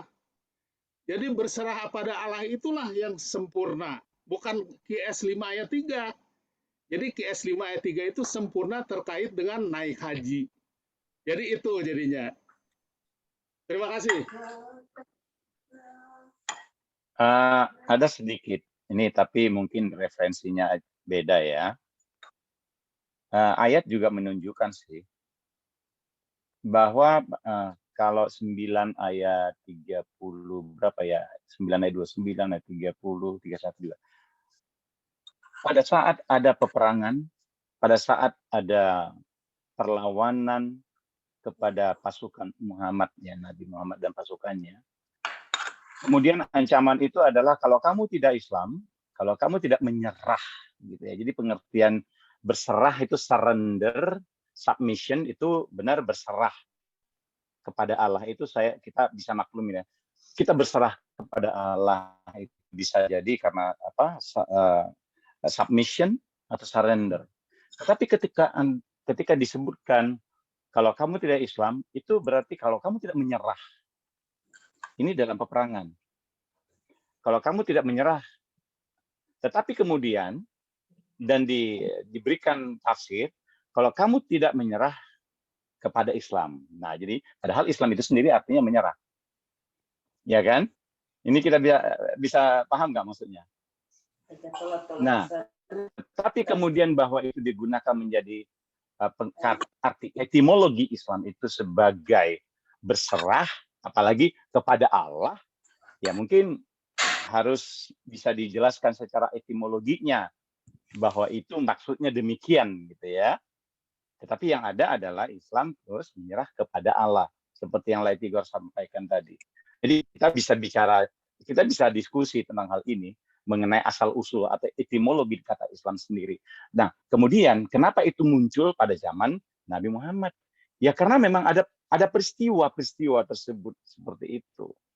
Nah, kita tidak akan berdebat soal itu, tetapi paling tidak menjadi masukan juga buat masing-masing kita. Coba kita lihat latar belakangnya, etimologinya dari kata itu. Nah, kalau tadi dikatakan sejak zaman Adam pun sudah Islam, maksudnya mungkin juga adalah sudah submission kepada Allah. Tetapi belum tentu Islam seperti yang disebutkan dalam abad ke-7, ke-6 tadi. Menyerah. Kalau kamu nggak menyerah, nah kan gitu ya. Beda ya. Jadi ada submission, surrender, ada juga menyerah secara apa? Oh ya udah aku menyerah gitu ya. Nah, mari kita coba pelajari lagi. Menyerah Itu tanpa hanya syarat. Mungkin zaman Adam Islam itu taat dan patuh kepada perintah Allah. Nah, kalau agama Islam adalah pengikut Muhammad setelah adanya Muhammad. Berbeda jauh itu ya, Bang Palmer ya. Gini. Maksud saya gini, arti kata Islam itu sendiri sebenarnya apa ada kaitannya enggak dengan Allah itu sendiri gitu loh. Karena kalau kamu nggak menyerah, nah ini kan misalnya dalam perang ini kan, kalau kamu nggak menyerah itu disebutkan sebagai Islam. If you are not Islam misalnya begitu.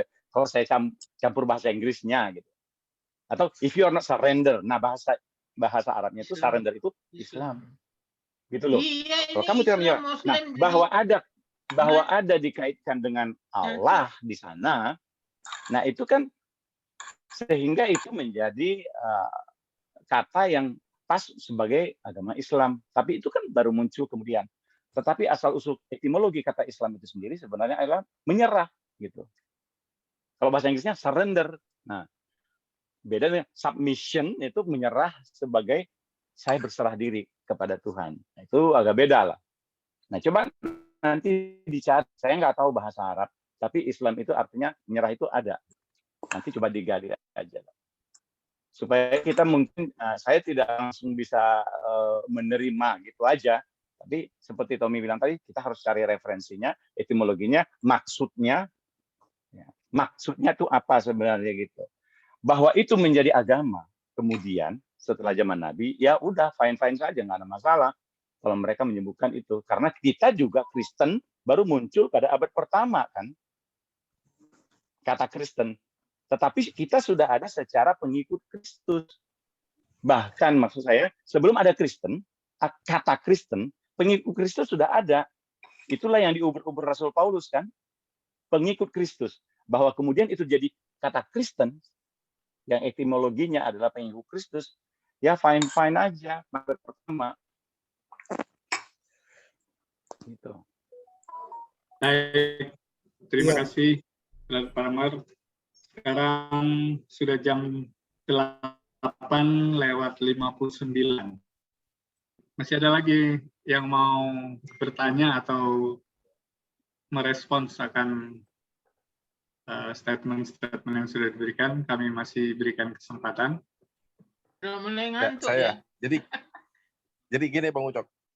Jadi tadi berarti yang tadi saya bilang itu bahwa jadi Islam adalah agama penyempurna itu hanya klaim semata ya. Kalau saya lihat Islam agak orang-orang sepupu kita mengatakan bahwa Muhammad dan Nabi penutup, bahwa Islam adalah agama penyempurna. Tapi kalau saya lihat itu disempurnakan, hukum-hukum mana yang disempurnakan? Bahkan kalau saya lihat benang merahnya itu sebenarnya kalau disatuin Taurat, Zabur, Injil sama Quran itu berantem itu nggak bisa itu. Jadi bagaimana disebut penyempurna gitu loh. Tapi saya nggak tahu karena saya nggak tentang Islamologi. Ya. Makasih Mas Mika. Jadi Mas Mika gini ya, antara Injil dan Quran ayat-ayatnya ada 3 jenis hubungan. 3 jenis hubungan ayat Injil dan Quran. Hubungan yang pertama paling atas itu mereka saling cocok. Ayat Injil sama ayat Quran cocok. Contohnya Isa Al-Masih yang disapa Yesus Kristus di Injil itu mereka sama-sama lahir dari seorang perawan. Di Quran namanya Maryam, di Injil namanya Maria. Jadi ini sama cocok. Satu-satunya manusia yang lahir dari perawan hanya Isa Al-Masih, Yesus Kristus itu. Yang lain nggak ada. Ya, itu satu. Jadi Injil dengan Quran cocok. Satu jenis hubungan. Yang kedua, Injil dan Quran memuat berbeda. Jenis hubungannya berbeda ayatnya. Jadi ayat Injil dan ayat Quran beda. Ya, contohnya kata Injil Isa Al-Masih lahir, Yesus Kristus lahir di kandang. Kata Quran Isa Al-Masih lahir di bawah pohon korma. Ini berbeda. Tapi bukan pertentangan dan bukan big issue ini, bukan big issue ya. Intinya bahwa Isa Al-Masih sudah datang ke dunia, lahir itu loh penting. Soal di kandang domba, di bawah pohon korma jadi nggak penting, ya. Itu hanya perbedaan karena saya sering berseloroh. Bisa aja lahir di kandang domba, di belakang kandang ada pohon korma, kan gitu. Jadi penulis Quran nulis pohon kormanya, penulis Injil nulis kandangnya, ya nggak ada masalah. Nah, yang ketiga jenis hubungan Islam, Quran dan Injil ada apa? Bertentangan. Jadi ayat Injil bertentangan telak dengan ayat Quran. Itu kita mesti akui itu ada. Jadi yang pertama ingat cocok, selaras. Yang kedua berbeda. Yang ketiga bertentangan. Contohnya apa? Injil jelas mengatakan 4 Injil mengatakan 4 Injil, saya ulang ya, bukan 1 Injil, 4 Injil mengatakan Yesus Kristus mati di salib. Oke. Satu Quran dengan satu ayat Quran menentang penyaliban Yesus. Ya 157 itu ya. Ini bertentangan. Nah, itu silahkan para pembaca itu meneliti sendiri ya. Mana yang lebih pas di hatinya dengan menggunakan referensi dan pakai nalar tentunya gitu loh. Jadi kita mesti dewasa mengakui keberadaan 3 jenis hubungan ini. Kenapa sampai berbeda atau bahkan bertentangan Injil dan Quran ayatnya? Kenapa? Jangan heran, penulisnya berbeda. Kan penulisnya berbeda.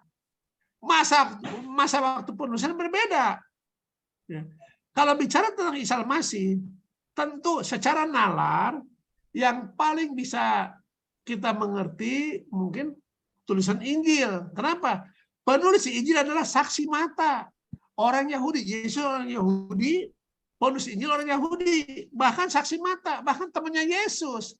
Hidup bareng Yesus. Jadi apa yang dia lihat tentang Yesus, apa yang dialami bersama Yesus, itu dituliskan. Nah, penulis Quran siapa? Orang Arab. Hidupnya kapan? Beda nama Abah dengan Yesus. Tinggal di mana? Tinggal di Arab. Nggak pernah ketemu Yesus. Ya, dari situ saja artinya apa? Penulis Quran bukan saksi mata. Di pengadilan dunia saja, saksi mata penting banget. Kalau Ibu Femi Idrus bukan saksi mata, Ibu akan disuruh pergi dari pengadilan oleh hakim. Ketika Ibu mau bersaksi tentang suatu peristiwa yang Ibu tidak saksikan.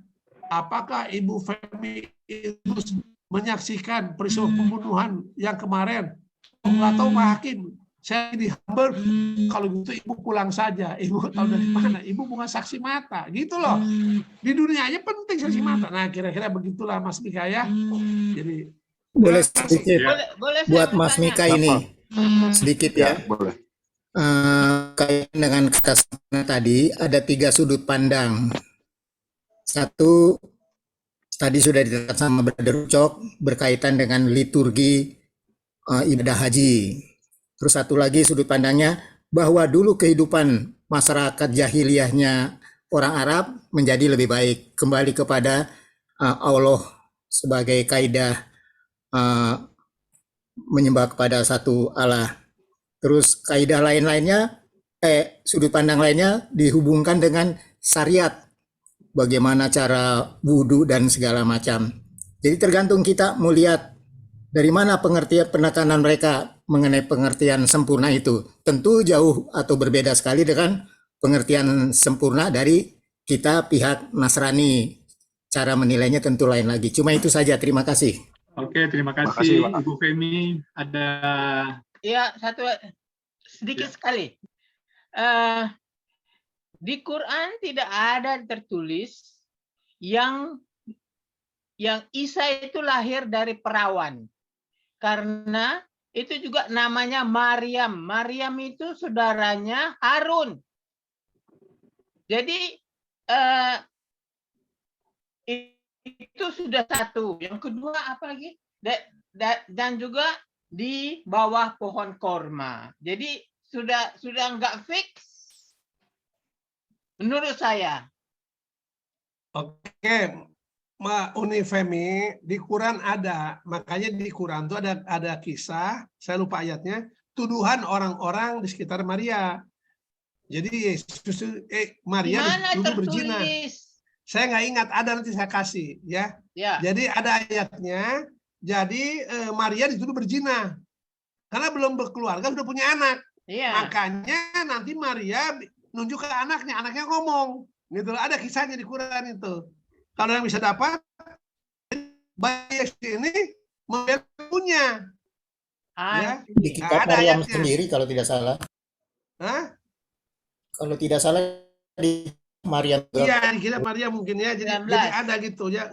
Nggak dibilang perawan ya, cuma itu ada kisah begitu yang merujuk kepada perawan. Kok udah perawan udah punya anak gitu loh. Ada kisahnya gitu. QS 3 yang 42 sampai 55 itu Pak Ucok. Hah? QS 3 ayat 42 sampai 55 itu kisah tentang Maryam sama Isa Al-Masih. Asy-Syura itu suratnya kalau 42, kalau 43 Az-Zukhruf.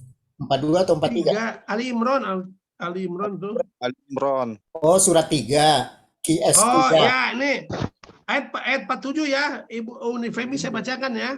Ya. Ayat 47. Dari mulai ayat 45 sebenarnya kan. Ayat 47 gini. Maryam berkata, "Ya Tuhanku, betapa mungkin aku mempunyai anak padahal aku belum pernah disentuh oleh seorang laki-laki pun." Nah, perawan dia. Amin. Jadi waktu malaikat Jibril, ini versi Islam ya. Waktu malaikat Jibril datang ke Maryam, Marmar, ini bahasa saya, Marmar, kamu akan punya anak. Maryam menjawab, bagaimana mungkin aku punya anak? Aku belum pernah disentuh laki-laki gitu. Berarti dia perawan gitu loh ya. Memang kata perawan nggak ada, tapi maknanya ada. Demikian, makasih ya. Oke, terima kasih. Oke. Baiklah, karena waktu kita sudah cukup larut. Sudah jam 9 lewat 8 menit. Dan mungkin ada closing statement dari Agus, Pak